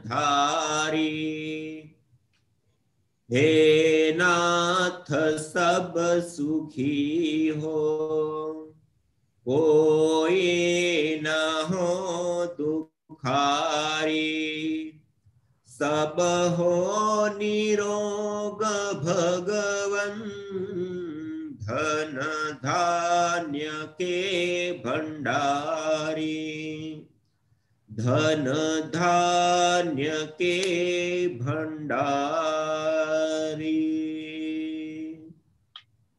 ओम शांति शांति शांति ओम। इस प्रकार यह देव यज्ञ दैनिक अग्निहोत्र हमारा संपन्न हुआ। जब हम कल इस देव यज्ञ दैनिक अग्निहोत्र को करेंगे तो उस समय आप पूरी तैयारी के साथ तैयार रहेंगे। केवल इस यज्ञ को करने के लिए 10 से 12 मिनट लगती है। ये तो साथ साथ में हम बता रहे हैं और भी सारी चीजें होती हैं इस कारण से अधिक, बाकी 10 से 12 मिनट लगती है देव यज्ञ दैनिक अग्निहोत्र करने के लिए। तो कल आप सभी लोग जैसे दीपक, समिधा लगाना, घृत से सिंचित समिधा रखना, सामग्री सब कुछ तैयार रखेंगे। कल हम केवल कम से कम समय में जिस प्रकार से बिना बीच में बोले हुए हम सीधा सीधा पूरे यज्ञ की विधि को फॉलो करते हुए हम आगे बढ़ेंगे। సో రేపు మనం అందరం కూడా దయచేసి అన్ని సిద్ధంగా పెట్టుకుందాం। ఏదైతే దేవయజ్ఞం నిత్య యజ్ఞాన్ని మనం సంపూర్ణం చేస్తామో ఇది మనం నిజంగా చేస్తే 12 నుంచి 15 నిమిషాల్లోనే పూర్తయిపోతుందండి। అద్భుతంగా చేయొచ్చు మీరు అన్ని। మీకు అర్థమైంది సమిధలు ఎలా సిద్ధం పెట్టుకోవాలి, దీపం ఎలా పెట్టుకోవాలి, నెయ్యి ఎలా పెట్టుకోవాలి, అన్ని సిద్ధంగా పెట్టుకోవాలి। నేరుగా మధ్యలో ఎవరు డిస్టర్బ్ చేయకుండా చక్కగా మొత్తం యజ్ఞాన్ని 12 నుంచి 15 నిమిషాల్లో సంపూర్ణం చేద్దాం। మీరు కూడా మంత్రోచ్చారణ చేయాలి। ప్రింట్ తీసుకోండి, నేను తెలుగులో కూడా పెడుతున్నా కాబట్టి హిందీలో ఉంది, తెలుగులో ఉంది, ప్రింట్ తీసుకొని అందరూ సిద్ధంగా పెట్టుకొని రేపు మనం చక్కగా చేద్దాం। और हम जो यह यज्ञ करते हैं, हवन करते, अग्निहोत्र करते हैं, उसमें जो गाय का घी की हम आहुति देते हैं, यह गाय का घी जब जलता है तो वह गैस फॉर्म में कन्वर्ट हो जाता है, रूपांतरित हो जाता है। ఎప్పుడైతే మనం ఆవు నెయ్యితో ఆహుతులు ఇస్తున్నామో ఆ ఆహుతులు ఇచ్చిన ఆవు నెయ్యి ఎప్పుడైతే ఆ అగ్నిలో మండుతుందో అది వాతావరణంలో ఎన్నో రేట్లలోకి మారిపోయి అద్భుతంగా మారుతుందండి వాతావరణంలో. जब वो गैस फॉर्म में कन्वर्ट होता है तो वो 1864 गुना बढ़ जाता है. ఒకటా అండి అది ఎంత 1064 రేట్లలో మార్పు తీసుకొస్తారండి, అంత శాతం వస్తుంది. और वह जो गैसें होती है उसके अंदर वो ताकत होती है, वो शक्ति होती है जो वायुमंडल के अंदर जो विषाक्त वायु है उस विषाक्त वायु को दूर कर देता है. ఏదైతే మనము ఆవు నెయ్యిని మనము ప్రజ్వలింపజేసి వాతావరణంలో 1000 రేట్ల రూపంలో మారిపోయి చుట్టూగా వచ్చిందో వాయువు రూపంలో, అది ఏం చేస్తుంది, చుట్టూ ఉన్న విష వాయువులను కూడా తీసేస్తుంది. आयुर्वेद ग्रंथों के अंदर घी को सर्पी कहा गया है. जैसे वायुमंडल के अंदर विष व्याप्त होता है, उसको सर्प श्वास प्रश्वास की क्रिया के माध्यम से उस वायु के जहर को अपने शरीर में एकत्रित करके वायु को शुद्ध करने का कार्य करता है. वैसे ही गाय के घी की जब यज्ञाग्नि में आहुति देते हैं तो उससे भी वैसे ही वायुमंडल शुद्ध हो जाता है. దయచేసి గుర్తుపెట్టుకోండి, ఆయుర్వేదంలో ఈ నెయ్యిని क्या बोलते पूजा स्वामी महाराज, घी को आयुर्वेद में सर्पी తర్పి అంటారండి ఆయుర్వేదంలో. సో ఇది ఎలా అయితే వాయుమండలంలోకి వెళ్తుందో మొత్తం విషవాయువుని శుద్ధి చేసేస్తుంది. और जब गाय का घी को हम अंगारों के ऊपर डालते हैं और यज्ञाग्नि पे डालते हैं और उसके ऊपर जो एक गैस है, ये जो धूम्र निकलता है, उस धूम्र को लेकर के हमने PRI पतंजलि रिसर्च इंस्टीट्यूट में जो अनुसंधान किए उसमें यह परिणाम सामने आए कि जो हानिकारक बैक्टीरिया होते हैं, वायरस होते हैं, फंगस होते हैं, वह भी दूर हो जाते हैं. ఏదైతే మనం ఆవు నెయ్యి వేసి చేసామో దాని నుంచి వచ్చే పొగ ఉందో ఆ పొగ వలన అక్కడ మన చుట్టుపక్కల ఉన్నటువంటి ఏదైతే హాని చేసే బ్యాక్టీరియా, వైరస్, ఫంగస్ వాటన్నిటిని కూడా నాశనం చేసేస్తుందండి. పతంజలి రీసెర్చ్ సెంటర్ లో అనుసంధానం చేసి చెక్ చేశారు. और उस अनुसंधान में हमने पाया कि एक होते हैं बैक्टीरिया, जो उसमें भी हेवी बैक्टीरिया होते हैं, भारी बैक्टीरिया होते हैं. टीबी जो अस्थमा श्वास से संबंधित जो रोग हो जाता है, टीबी फेफड़ों से संबंधित रोग, टीबी में भी टीबी के बैक्टीरिया यज्ञ के धूम्र से और यज्ञीय ये जो गैसें होती है उससे, और दूसरे निमोनिया के बैक्टीरिया, तीसरा स्किन फंगल इन्फेक्शन या फिर स्किन डिजीज पैदा करने वाले विभिन्न बैक्टीरिया, आंतों से संबंधित इन्फेक्शन करने वाले बैक्टीरिया, यूरिनरी प्रॉब्लम को पैदा करने वाले बैक्टीरिया, और एयरबोर्न बैक्टीरिया जो हमारे व्यवहार में सबसे ज्यादा आते हैं वायुमंडल के माध्यम से. ये जो हानि पहुंचाने वाले अलग अलग प्रकार के जो बैक्टीरिया होते हैं, जिसके कारण आज पूरी दुनिया में 2.25 करोड़ लोग मौत के मुंह में समा जाते हैं. ये छोटा आंकड़ा नहीं, 2.25 करोड़ लोग जिस माइक्रोबायोलॉजिकल प्रदूषण या जिस बैक्टीरियाओं के कारण मौत के मुंह में समा जाते हैं, उन बैक्टीरियाओं को लेकर के जब ने रिसर्च किया तो पाया वो यज्ञ करना और यज्ञ के बाद जो अंगारे बच जाते हैं, उन अंगारों के ऊपर गाय का घी डालने पर जो धूम्र होता है उससे वो सारे के सारे बैक्टीरिया नष्ट हो जाते. దయచేసి ఈ పతంజలి రీసెర్చ్ సెంటర్ లో ఏదైతే పరిశోధన చేశారో ఈ పరిశోధనలో ఏం జరిగిందంటే ఈ యజ్ఞ ధూమ్రం ఏదైతే ఉందో అంటే పొగ, యజ్ఞ పొగ ఏదైతే ఉందో, మనం ఏదైతే నెయ్యి వేస్తున్నాం దేనిపైన, నిప్పుల పైన నెయ్యి వేస్తున్నాం, నెయ్యి వేసినప్పుడు వచ్చే పొగ ఏదైతే ఉందో అద్భుతమైంది, మీరు నమ్మరు. ఎలాంటిదంటే హాని చేసే బ్యాక్టీరియాలు, ముఖ్యంగా మన శ్వాసకు హాని చేసే బ్యాక్టీరియా మనం చూసి భయంకరమైనది ఏంటది, టీబీకి సంబంధించింది, ఆస్తమాకు సంబంధించింది, నిమోనియాకు సంబంధించింది, స్కిన్ అయితే ఫంగస్ కావచ్చు, స్కిన్ కు సంబంధించిన విభిన్న హాని చేసే బ్యాక్టీరియాలు, మరియు చేతులకు సంబంధించింది, యూరినరీకి సంబంధించిన బ్యాక్టీరియాలు, హార్మోన్స్ కి సంబంధించిన బ్యాక్టీరియాలు అయితే హాని చేసే వీటన్నిటిని కూడా ఈ యజ్ఞ ధూమం అయితే పొగ ఉందో అది నాశనం చేసేస్తుందండి. और इससे अतिरिक्त जो हम जड़ी बूटियां हवन सामग्री बनाते हैं, उस हवन सामग्री में जो अलग अलग जड़ी बूटियां डालते हैं और जो हमारे घर में उपलब्ध है, दालचीनी,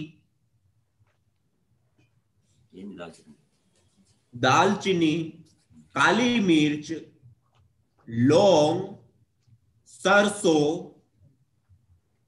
तिल, काले तिल, नारियल, सौंठ, अदरक जिसको हम कहते हैं, वच,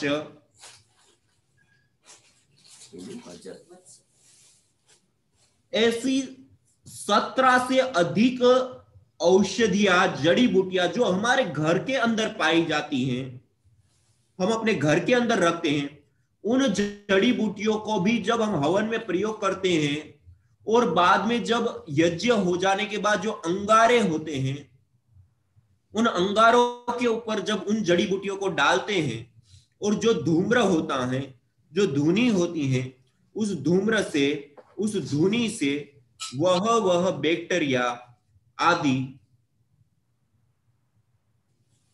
नष्ट हो जाते हैं। जो मैंने अलग अलग पहले बैक्टीरिया बताया, वो बैक्टीरिया इन चीजों के धुएं से भी ठीक हो जाता है, दूर हो जाता है। దయచేసి అందరూ గుర్తుపెట్టుకోండి. సో దీంతో పాటు మన ఇంట్లో ఉండే ఔషధ గుణాలు ఉన్నటువంటి దాల్చిన చెక్క, మిరియాలు, లవంగాలు, తర్వాత ఆవాలు, తర్వాత నల్ల నువ్వులు, కొబ్బరి, సొంటి, తర్వాత ఏమంటారు అద్రక్ని, అల్లం, అల్లం వజ్, ఇవన్నీ ఒక 17 దాకా ఉన్నాయి. వీటిని మనము హవనంలో వేసినప్పుడు ఒకటోది, రెండవది హవనం అయిన తర్వాత ఆ నిప్పుల పైన వేసి ఆ పొగ ఎప్పుడైతే వస్తుందో ఆ పొగతో మనం ఏదైతే చేస్తామో భయంకరమైన బ్యాక్టీరియా, ఇంతకుముందు చెప్పిన అన్ని బ్యాక్టీరియాలు ఖతమైపోతాయండి. और इन सब का सम्मिश्रण होना जरूरी नहीं, एक एक इतना काम में आता है. అన్ని కలిపి చేయాలని ఏం లేదండి, ఒక్కొక్కటి కూడా మనకు దాని పనిలోకి వస్తుంది, మనకి ఏది అవసరమో దాన్ని ఉపయోగించుకోవచ్చు. और जिनको फंगल इन्फेक्शन हो जाता है उसका पूरी दुनिया में कोई इलाज नहीं है. जब फंगल इन्फेक्शन, स्किन डिजीज होती है तो उसका कोई इलाज नहीं. लोगों को सर्वाधिक यह उंगलियों के बीच का जो भाग होता है, हाथों में और पैरों में, उसमें होता है, या फिर कई बार दोनों पैरों के बीच में जंघाओं पे भी हो जाता है, और ऐसे अलग अलग हो जाता है. स्किन फंगल में हमने देखा कुष्ठ हवन सामग्री होती है, कुष्ठग्न हवन सामग्री पतंजलि योगपीठ से बनी हुई है, हमने उसका प्रयोग किया और उसमें विशेष करके कुछ विशेष द्रव्यों का हमने प्रयोग किया है कुष्ठग्न हवन सामग्री में. उन द्रव्यों को आप लिख सकते हैं और उसमें प्रधानतया पुष्कर मूल, पुष्कर मूल का प्रयोग होता है. उस पुष्कर मूल अर्थात कुष्ठ, ज्योतिषमती, अगर, तेज पत्ता, गुग्गुल और तुलसी, इतनी चीजों को मिलाकर के वो सामग्री हम तैयार करते हैं. और हमने रिसर्चों में भी पाया और प्रैक्टिकली करके भी पाया कि अभी मैं आपको उसको एक केस के माध्यम से बताना चाहूंगा. एक बहन अक्सांजलि यहां पर हमारे पास आई, उनको फंगल इन्फेक्शन 11 साल पहले हुआ था और उस दौरान से वो निरंतरता के साथ अलग अलग एलोपैथी, होम्योपैथी से लेकर के अलग अलग प्रकार की दवाइयां और यहां तक कि स्टीरॉयड के इंजेक्शन तक भी ले चुकी. उसके बावजूद भी वह फंगल इन्फेक्शन उनका ठीक नहीं हो रहा था. और वो जो स्टीरॉयड आदि अलग अलग दवाइयां ली, उसका इतना शरीर के ऊपर साइड इफेक्ट हुआ, हार्मोनल अनबैलेंस हो गया और अनेक प्रकार की बीमारियां उनके शरीर में घर कर गई. उस दौरान हमने उनको प्रतिदिन यह यज्ञ करने के लिए कहा। यज्ञ में कुष्ठग्न हवन सामग्री, जो मैंने अभी जड़ी बूटियां लिखाई उससे हमने बनाई हुई है, उस सामग्री से हवन करने के लिए कहा। और विशेष रूप से उसी हवन सामग्री, अभी ये मेरे पास यज्ञ हो गया, यज्ञ के बाद अब अग्नि शांत हो गई है, ये अंगारे बचे हुए, उन अंगारों के ऊपर उन जड़ी बूटियों को विशेष रूप से डलवाया। और जो गाढ़ी गाढ़ी धुनी होती है, पर्याप्त मात्रा में जब जड़ी बूटियां डालते बहुत घना और गाढ़ा धुआं होता है, उस धुएं को जहां जहां स्किन फंगल इन्फेक्शन था उस अंग को सिकाई करने के लिए कहा, उस धूम्र को उस अंग को दो। ऐसे उन्होंने 20-20 मिनट किया और केवल मात्र 5 दिन लगातार, एक दिन में 4 राउंड, अर्थात ये यज्ञ करना, यज्ञ के बाद उस धुनी को धुआं करके उस धुनी को उस अंग विशेष को देना, और उसके बाद उसमें बैठ करके 1 घंटा अनुलोम विलोम करना। वो बहन बिल्कुल हार चुकी थी, थक चुकी थी, कोई इलाज नहीं था, लाखों रुपए खर्च कर दिए और दवाइयां खाई, उसका साइड इफेक्ट हो गया और बिल्कुल मतलब वो इस जीवन को छोड़ने के लिए तैयार हो गई थी। और उस दौरान उनको ये चिकित्सा दी। केवल मात्र 5 दिनों के अंदर 90% फंगल इन्फेक्शन खत्म हो गया। और इससे आज 8, 10, 15 दिन से और अधिक समय हो गया, आज तक भी वो उभर करके वापस नहीं आया। అద్భుత అద్భుత సై పూజ స్వామి చాలా బాగా చెప్తున్నారండి. ఫంగల్ ఇన్ఫెక్షన్ ఏదైతే ఉందో, చర్మ వ్యాధులకు ఫంగల్ ఇన్ఫెక్షన్ అతిపెద్ద కారణం అండి. దీనికి ప్రపంచంలో మెడిసినే లేదు. యాంటీబయాటిక్స్, స్టెరాయిడ్స్ భయంకరంగా వాడతారు, దాని యొక్క సైడ్ ఎఫెక్ట్ భయంకరంగా ఉంటుంది. సో మన దగ్గర పతంజలి రీసెర్చ్ సెంటర్ ద్వారా ఏదైతే హవన సామాగ్రి, కృష్ణన్న హవన సామాగ్రి సంసిద్ధం చేయడం అనేది, ఇందులో చాలా అంశాలు ఉన్నాయి. ముఖ్యంగా పుష్కర్ మూల్, జ్యోతిష్మతి, తేజోపత్, గుగ్గులు, తులసి, వివిధ రకాల వాటితోటి ఏదైతే తయారు చేశారో దీన్ని మనం హవనంలో ఆహుతుల కోసం వాడడం. తర్వాత హవనం అయిన తర్వాత ఏదైతే మంట ఆరిపోయిందో, ఇప్పుడేముంది, ఇప్పుడు మొత్తం నిప్పు రవ్వలున్నాయి. ఈ నిప్పు రవ్వల పైన, ఇప్పుడు చూడండి మా ప్రవీణ కూడా చేస్తుంది, నిప్పు రవ్వల పైన ఆ విశిష్టమైన హవన ఏదైతే ఉందో వనస్పతి ఉందో దానిపైన వేసేయాలి. దానిపైన వేసి ఆ పొగని ఎక్కడెక్కడైతే చర్మ సమస్య ఉందో, ఆమెకైతే ఎన్ని సంవత్సరాలు ఉంచిన సమస్య, 15 సంవత్సరాల సమస్య, దాన్ని ఈ విధంగా పట్టుకొని ఆ పొగని చేయడం, ఎక్కడెక్కడ సమస్య, చేయి ఎక్కడ ఉంటే అక్కడ. సో మళ్ళా ఒక అనులోమ విలోమ, 1 గంట సేపు అనులోమ విలోమ చేయడం, అట్లా హవనం చేయాలి. ఆ హవన ధూమ్రాన్ని మనము ఈ విధంగా పట్టుకోవడం ద్వారా విత్ ఇన్ 5 days లో 15 సంవత్సరాలు ఉన్నటువంటి ఈ బ్యాక్టీరియల్ ఫంగస్ ఇన్ఫెక్షన్ ఏదైతే ఉందో అది మొత్తం కథమైపోయిందండి. సో అద్భుతమైన అంశం, మామూలు మాట కాదండి. ఏదైతే లక్షల రూపాయలు ఖర్చు పెట్టినా సాధ్యం కాదండి, చాలా ఈజీగా పూర్తయింది. పూజ్య స్వామి వారు చెప్తున్నారు మనం యజ్ఞం తర్వాత చేయాలి. और एक घाव हो जाता है, कई बार कुछ लग गया या किसी भी प्रकार का घाव हो गया। अब लोगों को कई बार घाव भरता नहीं है और कई बार दवाई लेते हुए भी काम नहीं होता है। तो एक भाई आए मुंबई के मेरे पास, संतोष आर्टेकर करके, उनको 8-9 साल पहले उनका एक्सीडेंट हुआ था और उस समय पैर में घाव हो गया और वो उनको ना डायबिटीज था ना कोई और इस प्रकार की समस्या थी, उसके बावजूद भी उनका वह घाव भर नहीं रहा था और धीरे धीरे बढ़ता जा रहा था। और ऐसा घाव मतलब 8 साल में दवाइयां ली, सब कुछ करने के बावजूद भी वह घाव इतना सड़ करके इतना खराब हो चुका था कि उनके पैर को भी हम देखें तो हमारी रूह कांप जाए। और 8 साल से दवाइयां ले रहे थे और वो घाव भर ही नहीं रहा। प्रतिदिन ड्रेसिंग कर रहे हैं, प्रतिदिन उसको साफ कर रहे हैं, प्रतिदिन दवाइयां लगा रहे हैं, खा रहे हैं, इंजेक्शन ले रहे हैं उसके लिए। 8 साल वो घाव नहीं भरा। आप आश्चर्य करेंगे, हमने इसी प्रकार से एक ऑफलाइन यज्ञ चिकित्सा का हमने शिविर 3 दिन का आवासीय रखा था।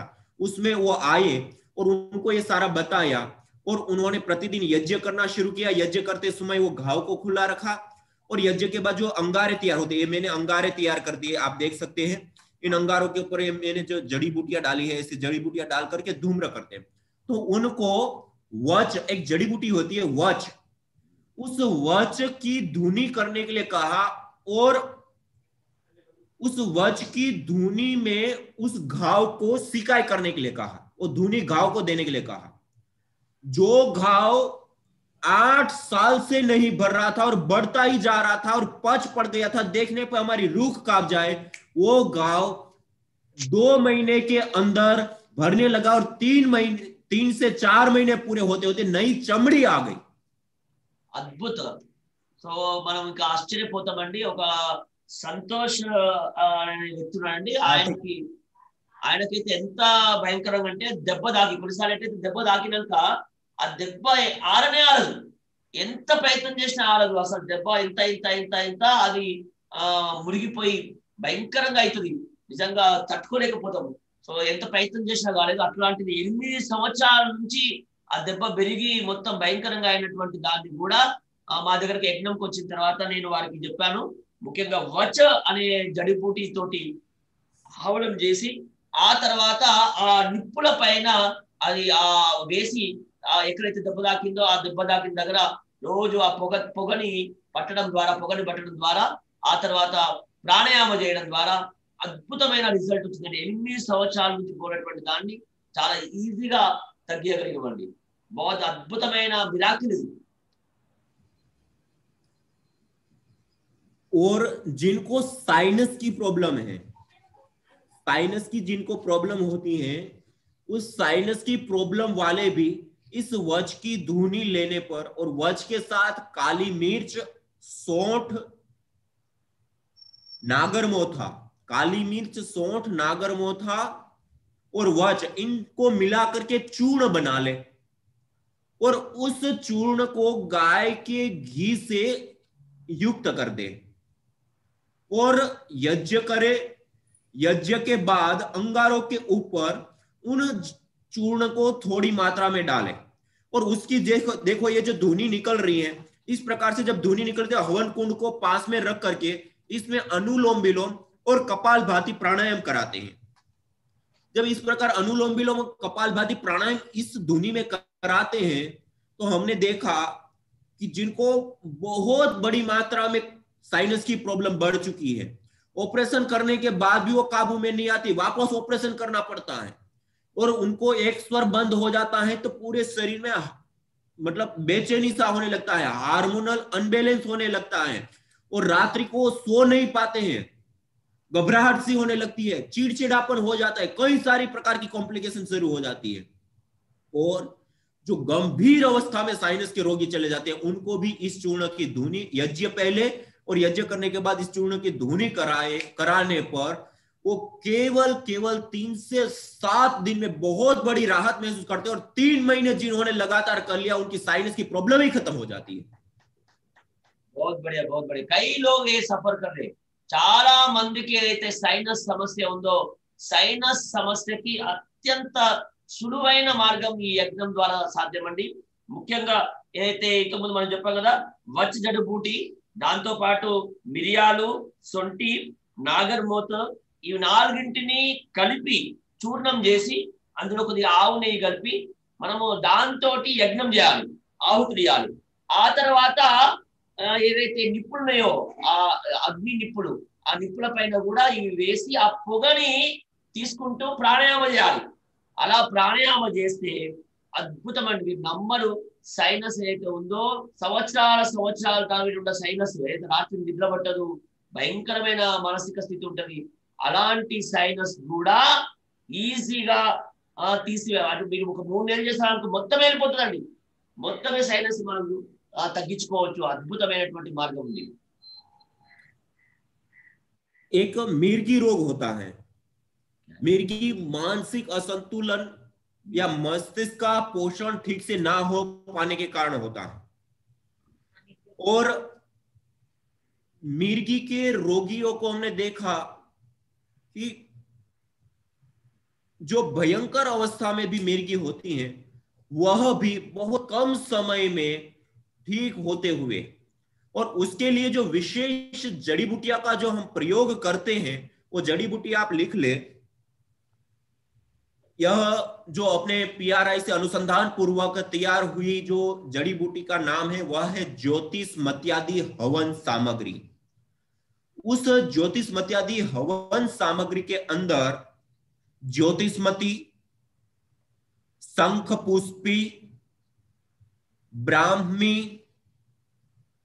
अश्वगंधा, अगर, तेजपत्ता, अपामार्ग, इलायची छोटी, गुलाब के पुष्प, जटामासी, गुगुल, सर्पगंधा, श्वेत चंदन,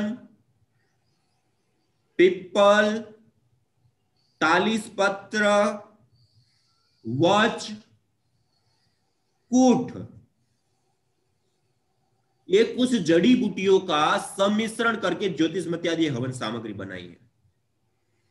और जिनको मिर्गी की प्रॉब्लम होती है उनको इस हवन सामग्री से हवन कराते हैं सुबह और सायंकाल गाय के घी के साथ, जहां पे वो सबसे अधिक समय बिताते हैं वहां पर 108 गायत्री मंत्रों के साथ।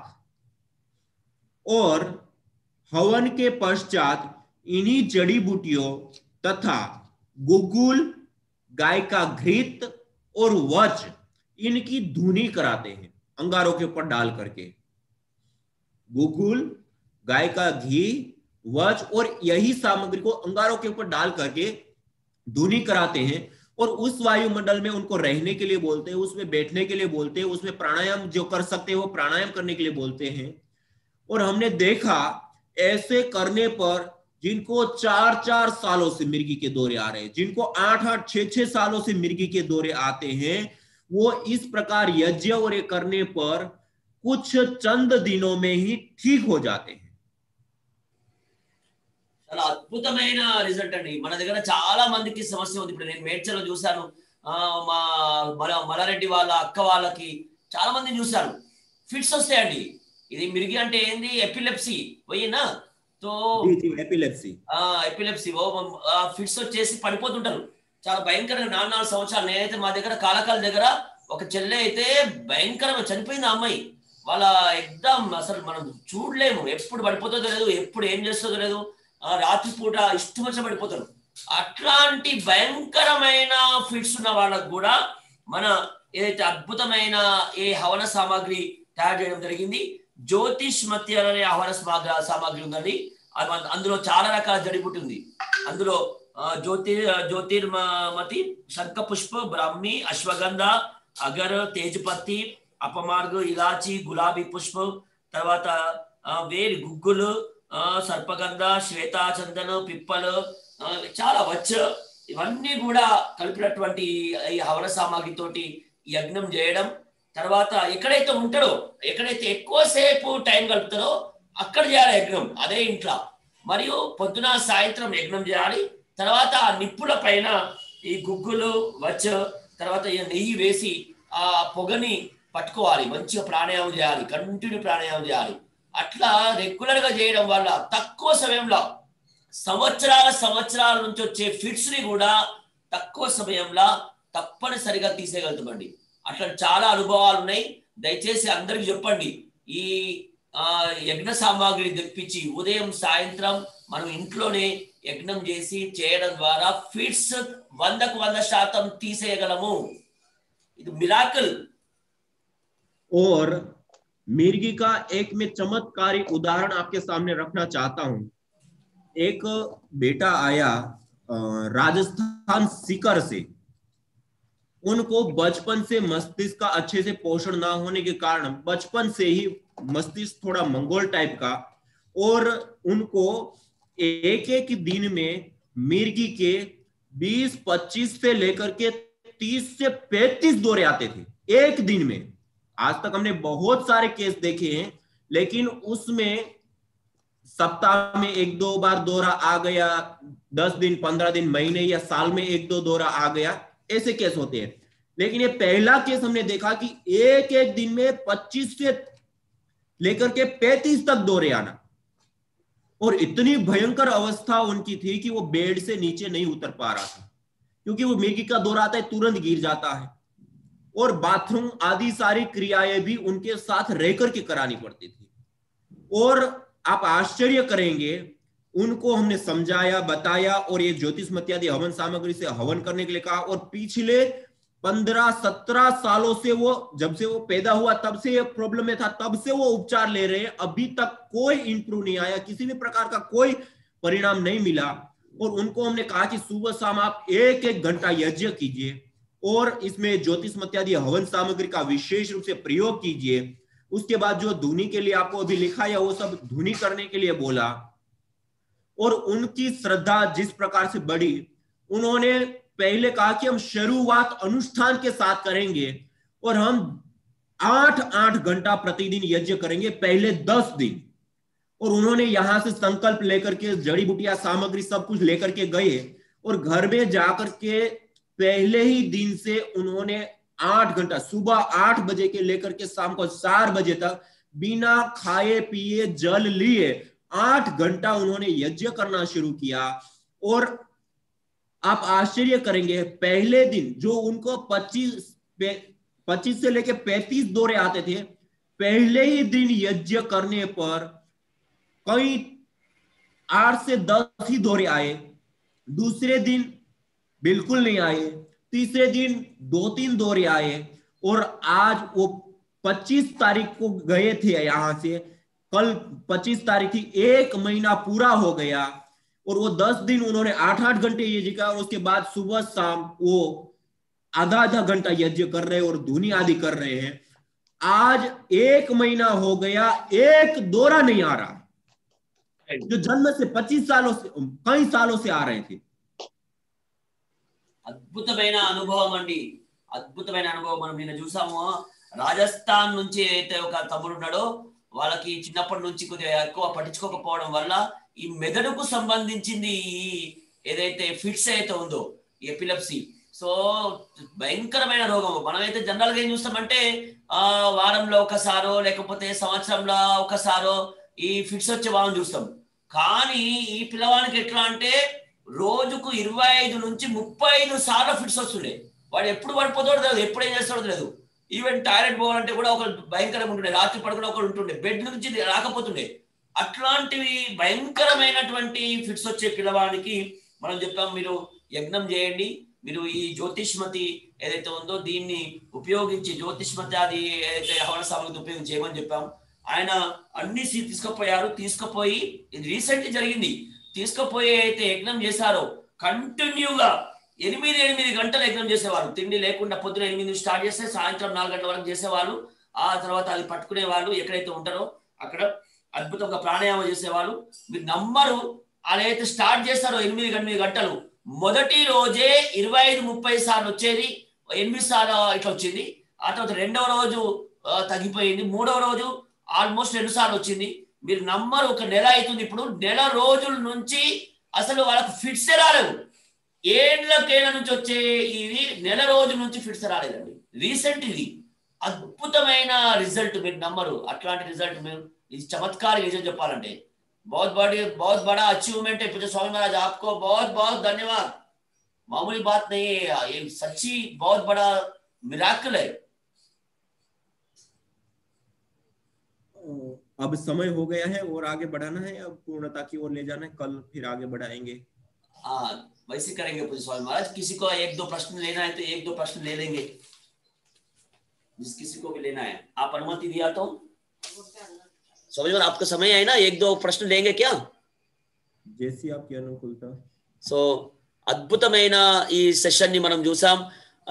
हम पूरा तेलंगाना की ओर से सही पूज्य स्वामी महाराज, हमें ज्ञान ही नहीं था. एक्चुअली यज्ञ की महिमा मालूम नहीं, योगा मालूम नहीं, कुछ भी नहीं मालूम. ऐसी जो विपरीत में हम जी रहे था. सो आपका माध्यम से, पूज्य स्वामी जी के माध्यम से आज बहुत कुछ जानने को मिला और हमारा जीवन में बदलाव आया. हम 100 साल हेल्दी जी सकते, इसका कॉन्फिडेंस बढ़ गया. हेल्दी जी सकते, बहुत कुछ कर सकते, एक कॉन्फिडेंस बढ़ गया. आपको हम शब्दों से नहीं बोल सकते, हम कृतज्ञता से हम हमारे जीवन में लेते हुए कहेंगे. तेलंगाना की ओर से हम सब, आप जो मिशन लेकर चल रहे उसके पीछे हम भी खड़े हैं, हमारा जीवन को पूरा इसमें समर्पित देने के लिए तैयार है, ऐसा हम स्वामी जी को कहते हुए अभी మనం అందరం ఏవైతే ప్రశ్నలు ఉన్నాయో పూజ స్వామీజీకి తెలంగాణ నుంచి మనం చెప్తూనే మన ప్రశ్నల్లో 1-2 తీసుకుందాం, ఎక్కువ మంది కాదు, ఎందుకంటే పెద్ద పెద్ద సమస్యల్ని మనం సాల్వ్ చేయొచ్చు. డైరెక్ట్ స్వామీజీ అనుభవం ఉంది కాబట్టి నేను అన్మ్యూట్ చేశాను. ఎవరైనా మాట్లాడాలనుకుంటే మాట్లాడొచ్చండి. మహబూబ్ నగర్ నుంచి వెంకట రాముడు గారు వచ్చారు. మహబూబ్ నగర్ जिला प्रभारी, भारत स्वाभिमान प्रभारी और बहुत बड़ा व्यक्ति है, पूजा स्वामी जी के साथ बहुत काम किया से व्यक्ति है. रामुडू जी पूजा स्वामी जी को कृतज्ञता व्यक्त करेंगे और तेलंगाना राष्ट्र का बीएसटी का एग्जीक्यूटिव मेंबर भी है. वेंकट रामुडू जी बात कीजिए. ओम स्वामी जी. हाँ माట్లాడండి ना. बहुत आभार है सब स्वामी, आपके यज्ञ से हम बहुत खुश हो गए, हम तंदुरुस्ती होते, और ये उसमें आम में वो ज्योतिषमती सामग्री डालो बोले, वो कहाँ मिलते स्वामी? ये కిషోర్ భాయ్ జీ బతా దేంగే. నిన్న ఆల్రెడీ మనకు సురేష్ గారు వచ్చారు. మనం నేరుగా వారి దగ్గర నుంచి బొంబాయిలో రీసెర్చ్ సెంటర్ ఉంది, వారి దగ్గర నుంచి తెప్పిద్దాము. త్వరలో పతంజలి చికిత్సాలయాల్లో కూడా పెద్ద స్వామీజీ 3 నెలలో పెద్ద ఎత్తున తెప్పించే ప్రయత్నం చేస్తున్నారు. ఇప్పుడైతే మనము బొంబాయి నుంచి సురేష్ గారు మనకు వీటిని అందుబాటులో అందిస్తారన్న. సో జ్యోతిష్మతే కాదు, చాలా ఉన్నాయి హవన సామాగ్రి. మనకు ఏదైతే అవసరం ఉందో ఆరారగా 1/2 kg ప్యాకెట్స్ ఉన్నాయి, అవి 1/2 kg ప్యాకెట్స్ ని మనం తెప్పించుకుందాం రోగానుసారంగా. బీపీ అయితే బీపీ, షుగర్ అయితే షుగర్, ప్రతి దానికి అద్భుతంగా తయారు చేస్తారు. అవునన్నా అవునన్నా. ఒకటోది యజ్ఞం చేసేది నేర్చుకోవాలి, యజ్ఞం చేసే దాంట్లో ఏ సామాగ్రి వేయాలి మనకు తెలవాలి, మళ్ళా ప్రాణాయామ చేయాలి. సో మనం అందరం అన్ని యోగా సెంటర్లలో చెప్దామండి, యోగా కంటే ముందు 15 నిమిషాలు యజ్ఞం చేయాలి, యజ్ఞం చేసి యోగా ప్రాణాయామ చేయాలి. ఏదైనా పేపర్ మీద రాసిస్తే బాగుంటుంది స్వామి, అదంతా చేస్తున్నాం. అదంతా పేపర్ మీద కూడా మనం ట్రాన్స్లేట్ చేసి ప్రింట్ రూపంలో మేము దాన్ని ఫాలో అవుతాం. తప్పకుండా అన్న, అది చేయబోతున్నాం తక్కువ సమయంలో, అదన్నీ రెడీ అవుతున్నాయి, కష్టపడతాం. అవునన్నయ్య, ఈ రోజు 4 డిసీజెస్ గురించి చెప్పారు కదా, వాటిని మీరు వాట్సాప్ లో తాను చెప్పినట్టు ఇంగ్రీడియంట్స్ మాకు కొన్ని మిస్ అయ్యాయి, అవి మీరు 4 డిసీజెస్ చెప్పారు, ఇప్పుడు వాటికి లిస్ట్ మీరు పెట్టారంటే మేము రాసుకోవచ్చు అన్నయ్య. అవునమ్మా, ఇది హవన సామాగ్రి ప్యాకెటే తయారు చేశారు కాబట్టి మనము దాన్ని దృష్టిలో పెట్టుకొని మనము వాటన్నిటిని కూడా అందుబాటులో ఇవ్వడానికి ప్రయత్నం చేద్దాం. ఇంకా అమ్మా ఎవరైనా ప్రశ్న అడగాలంటే అడగొచ్చండి, అద్భుతమైన అవకాశం ఉంది కాబట్టి. నాకు తెలిసి మల్లారెడ్డి గారు, మేడ్చల్ మల్లారెడ్డి గారు మీ అక్కగారికి ఉపయోగించాలి. ఈ రోజు అక్కగారికి జవాబు చెప్పారు పూజ స్వామీజీ. అర్థమైందా? రోజు యజ్ఞం చేయడానికి ఎంకరేజ్ చేయాలి, తప్పకుండా మంచిగా అవుతుంది.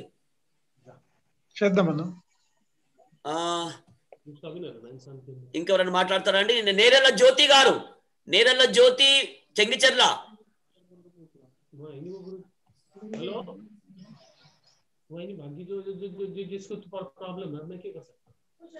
నేరెళ్ళ జ్యోతి చెంగిచెర్ల మాట్లాడండి. ఓం అందరికి, ఓం అన్నయ్య. ఓం. बहुत बहुत धन्यवाद, చాలా బాగుంది ఈరోజు సెక్షన్. सकुटुंब सपरिवारंगा आप మీరు చేస్తున్నారు, पूरा फैमिली के साथ कर रहे हैं हमारा नेरेला ज्योति जी, बहुत ही बढ़िया. మా టీం మొత్తం కూర్చున్నారు అన్నయ్య ఇప్పటిదాకా. ओ बहुत बढ़िया, पूरा टीम के साथ बैठा है उन्हों. बहुत बढ़िया. స్వామీజీకి కృతజ్ఞతలు చెప్పమ్మా. సో మీరు అద్భుతంగా యోగతో పాటు యజ్ఞాన్ని అద్భుతంగా తీసుకువెళ్ళాలి. बहुत बहुत धन्यवाद स्वामीजी. और बहुत ही धन्यवाद. और विशेषतया चरण सिंह तारा जी, आपका पिताजी से कुछ बात करना चाहते हैं? पूरन सिंह जी, पूरन सिंह जी योगाग्राम जाने के लिए कोशिश कर रहे हैं. पूरन सिंह जी, चरण सिंह तारा.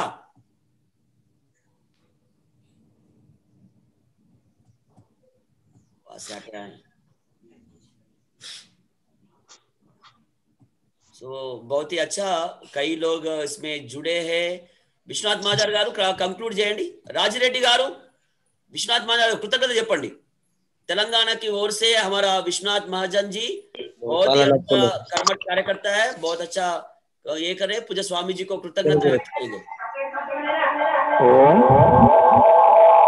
పరమ పూజ్య స్వామి రెండు మొబైల్ దగ్గర ఉన్నాయి, ఒక మొబైల్ క్లోజ్ చేయండి.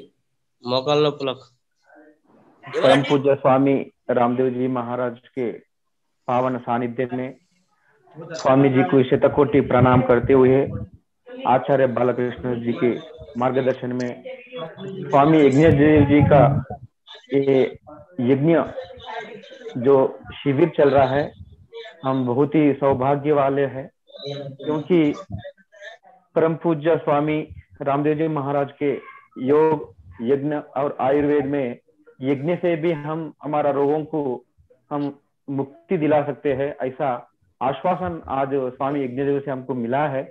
समय भावना से अभी जो हम सामग्री है, जैसा सुरेश भाई मुंबई से अपन 2 बजे से लेकर 6 बजे के अंदर भाई जी को फोन करके अपन उसका बारे में जानकारी लेके वो मंगवाने के लिए प्रयत्न करेंगे। ऐसा यज्ञदेव जी के आज बहुत अच्छा ये मिर्गी का जो समस्या है एक्लिप्स का, वो भी मेरा एक फ्रेंड का भी था, वो आज मुझे वो परिष्कार का एक मार्ग मिला है। और साइनस का भी मेरा एक फ्रेंड है, वो भी मैं हमारा फ्रेंडों को बता के वो लोगों से करवाने के लिए मैं ट्राई करता हूँ। आज का सेशन समय का अभाव रखते हुए आज यहाँ मिर्गी के उपचार के लिए एक विशेष चीज आप लोगों को बता रहा हूँ कि जैसे हम वज्र की धुनी करते हैं ना, ऐसे ही यज्ञ के लिए जो घी लेते हैं, यज्ञ के लिए जो घी लेते हैं, उस घी में भी उस वज्र के पाउडर को करके मिला दीजिए थोड़ा सा, 1 चम्मच हर दिन, और उसको मिला करके उससे हवन करना। हवन करने के बाद जो वज्र वाला घी बचता है उसको एक ड्रॉपर में भर के रख लो। उसको भी सप्ताह में 3-4 बार उनकी नासिका में 2-2 बूंद डालिए। सामान्य रूप से नॉर्मल जो गाय का घी है बिना वज्र वाला, उस घी को भी उनकी नासिका में 2-2, 4-4 बूंद दिन में 3 से 4 बार डाल सकते हैं। उससे उनको विशेष लाभ होता है। और यदि कई लोगों को हीट आती है, वो जब उसमें वो हो जाते हैं, बेहोश हो जाते हैं, उस समय उनको होश में लाने के लिए कई सारे प्रकार के प्रयास किए जाते हैं। उस समय आप उनकी जेब में ये वज्र वाला घी रखिए और उस वज्र वाले घी को आप उनकी नासिका में 2-4 बूंद डाल दीजिए। विद इन सेकेंडों में वो वापस होश में आ जाता है।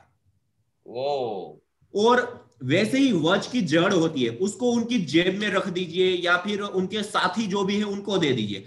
जब भी वो बेहोश अवस्था में आता है, उस वज्र को उनको सूंघाइए। वज्र को सूंघाते ही तुरंत उनको होश आ जाता है। अच्छा। और माल कांगनी का जो तेल होता है, जो हम धुनी करते हैं, उसमें माल कांगनी का तेल, यज्ञ में जो ज्योतिषमती आदि हवन सामग्री डालेंगे, गुगुल डालेंगे, गाय का घी डालेंगे, लेकिन उसके साथ साथ माल कांगनी का तेल भी उसके ऊपर थोड़ा सा डाल सकते हैं। और प्रतिदिन सुबह और सायंकाल 1 कप दूध लिया, 1 कप दूध में 2 ग्राम वज्र का पाउडर, उससे 4 बूंदे माल कांगनी का तेल, 2 से 4 बूंदे बादाम रोगन, अच्छे से मिला दिया। हल्की सी थोड़ी सी मिश्री आदि भी मिला सकते, और उसके बाद उस 1 कप दूध को सुबह और सायंकाल उनको पिलाइए।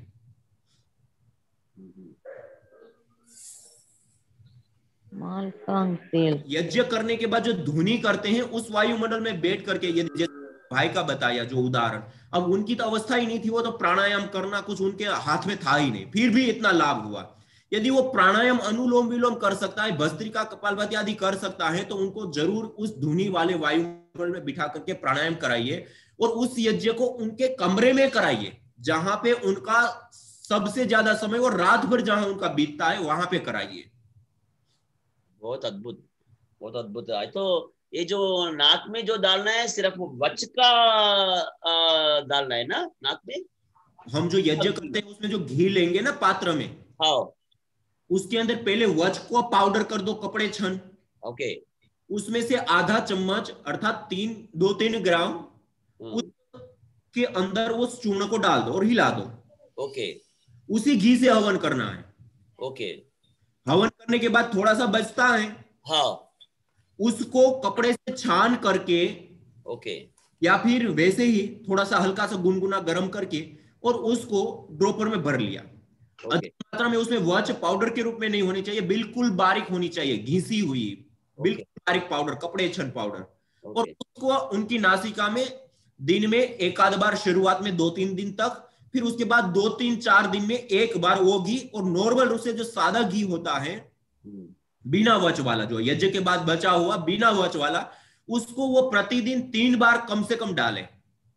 ओके। और ऐसे यदि वो करना शुरू करेंगे तो आप देखेंगे 1 दिन 2 दिन 3 दिन में दौरे बंद हो जाते हैं।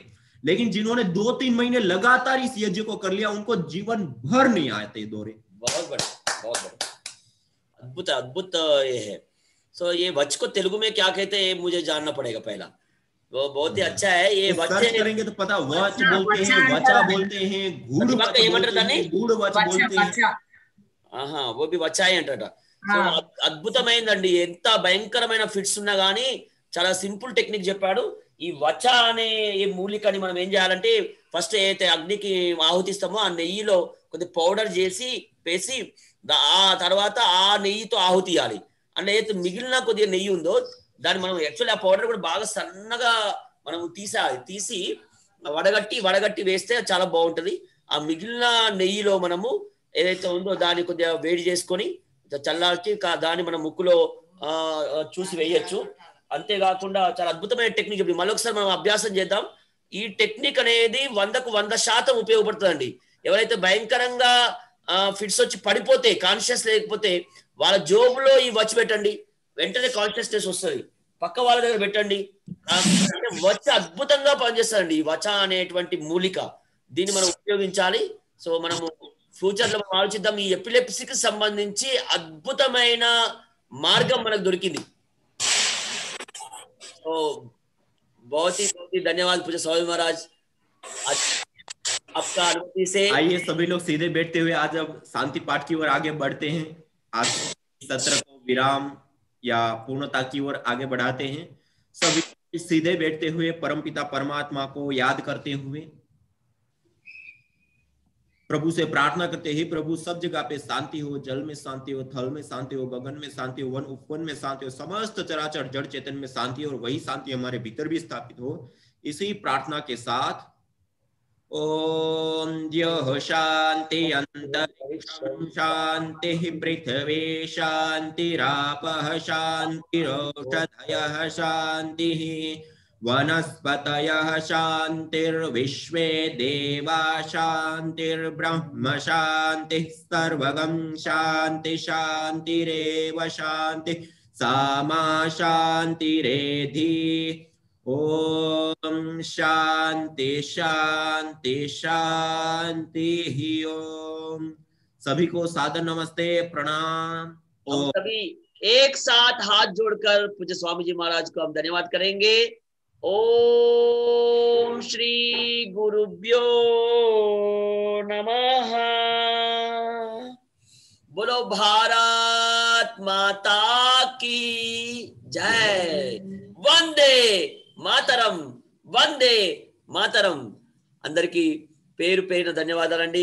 అద్భుతమైన ఈ సెషన్ మనం నడుస్తుంది. ఈ రోజు 3వ రోజు. మళ్ళీ సాయంత్రం కూడా అభ్యాస వర్గం ఉంటది. పొద్దునోమో యజ్ఞము పూజ్య స్వామి యజ్ఞదేవుజీ గారి ద్వారా, సాయంత్రం 6 గంటలకి మనము కొత్త విశేషమైనటువంటి వ్యక్తితోటి మనం తెలుసుకుందాం. నాలెడ్జ్ అనేది చాలా పెద్ద మాట అండి. నాలెడ్జ్ కావాలి. నాలెడ్జ్ లేకనే ఈ రోజు కష్టాల్లో ఉన్నాం. ఈ జ్ఞానాన్ని మనకు అందివ్వడానికి సిద్ధంగా ఉన్నారు. హరిద్వార్ నుంచి పూజ్య స్వామీజీ, మరి వివిధ ప్రాంతాల నుంచి వాళ్ళు సిద్ధంగా ఉన్నారు. అన్ని రాష్ట్రాల వాళ్ళు ముందున్నారు. మన తెలంగాణ వెనుకబడడానికి వీల్లేదు. మనం కూడా అందరం వద్దాం, తెలుసుకుందాం. మన యోగా సెంటర్లలో మన వాళ్ళందరికీ నాలెడ్జ్ మంచి నిజమైన పుణ్యాన్ని కట్టుకుందాం. సో రేపు మళ్ళీ ఉదయం యజ్ఞం కోసం అందరు సిద్ధంగా ఉండండి. టైం వేస్ట్ చేయొద్దు. అన్ని రెడీగా పెట్టుకోవాలి. స్వామి చెప్పినట్టుగా రెడీగా పెట్టుకొని 15 నిమిషాలు యజ్ఞం చేస్తాం. ఇంకా చాలా విషయాల్ని మనం ఒక్కొక్క రోగాలను ఎలా నయం చేయగలం తెలుసుకుందాం. సో పొద్దున యజ్ఞం, సాయంత్రం అభ్యాసం, ఇవి రెండు మనం విజయవంతం చేద్దామని కోరుకుంటూ అందరికీ మరొక్కసారి హృదయపూర్వకంగా ధన్యవాదాలు అండి. So have a nice day, శుభదినం. సో ఈ రోజంతా అద్భుతంగా జరగాలని కోరుకుంటూ ప్రత్యేకంగా మా ప్రతిభాక్కకి, చరణన్నకి అందరికీ ప్రశ్నలు అడగండి. అందరూ మంచి సామాగ్రి సమిధలు నెయ్యి వాడినరు అనుకుంటే వాళ్ళు ఇప్పుడే చేసుకున్న బూడిదని కూడా కొంచెం కలెక్ట్ చేసి పెట్టుకోవచ్చు అనయా. ఎవరైతే సామాగ్రి సరిగ్గా వాడుకున్న వాళ్ళు ఆ బూడిదని కూడా భద్రంగా పెట్టుకోండి. ఎందుకంటే అది చాలా నేను చెప్పాను కదా నిన్న ఎలా ఉపయోగపడుతుందో. మెడిసినల్ అది మెడిసినల్. నిన్న సురేష్ గారు చాలా బాగా చెప్పారు ఎన్ని రకాల దాన్ని ఉపయోగించవచ్చని. సో దయచేసి హవన సామాగ్రి సరిగ్గా ఉండాలి, ఇవి సరిగ్గా ఉండాలి. అందుకోసమే ఈవెన్ మనము వీటిని కూడా సమిధలు కూడా తెప్పిద్దాం. ఎందుకంటే పేడలో పెట్టిన సమిధల్ని వాళ్ళు పంపిస్తున్నారు కాబట్టి సమిధలు సామాగ్రి ఇవన్నీ మనం సురేష్ గారికి మీరు ఫోన్ చేస్తే మీ ఇంటికే పార్సల్ చేస్తాడు. మీ ఇంటికే పార్సల్ డైరెక్ట్ మీరు ఫోన్ చేసి ఆ అమౌంట్ ఏదైతే ఉంటుందో ఆ అమౌంట్ ని మీరు ట్రాన్స్ఫర్ చేసేయాలి. నేనైతే అమౌంట్ వేయకముందే నాకు పంపించేసాడు, తర్వాత మళ్ళీ నేను వేసేసినాడు. సో మీరు దయచేసి ఫోన్ చేయండి, మీ సమస్య చెప్పండి. హవన సామాగ్రి సమిధలు కూడా అడగండి, ఏదైతే పేడలో పెట్టిన సమిధలు కూడా అడగండి, అడిగి మీరు తెప్పించుకోవచ్చు. సో అందరికి చెప్తూ ఆ నంబర్ నేను ఆల్రెడీ పెట్టాను, వాట్సాప్ లో మళ్ళీ పెడతాను. నేను ఆల్రెడీ సాయంత్రం జరిగింది డిస్కషన్ లో, మళ్ళీ నేను వాట్సాప్ లో పెడతాను. సో దయచేసి అందరూ కూడా ఇందులో పాల్గొంటారని కోరుకుంటూ ఎక్కువ మందికి చెప్పండి, పుణ్యం దొరుకుతుంది. ఎక్కువ మందికి చెప్పండి, అడగండి ప్రశ్నలు. స్వామీజీ వచ్చిన ప్రశ్న అడగకపోతే మన సమస్యకు సమాధానం రాదు. ఇంటరాక్షన్ చేయండి. పురన్ సింగ్ जी चरण सिंह वाला नानागारू इंटरैक्ट करो ना, जिससे क्या है आपका रिलेशनशिप बढ़ जाएगा और वहां पे योगग्राम जा रहे पूज्य स्वामी जी वहां रहेगा, आपको बहुत कुछ मदद मिल सकते है. సో ప్రశ్నలు అడగండి. యోగగ్రామ్ లో స్వామీజీ ఉంటారు, స్వామీజీకి సంబంధించిన ఓంజీ ఉంటారు. మనం ఫ్యూచర్ లో అన్ని ఉపయోగించుకునేది ఉంది. దయచేసి అవకాశం దొరికినప్పుడు ప్రశ్నలు అడగండి. సో बहुत बहुत धन्यवाद.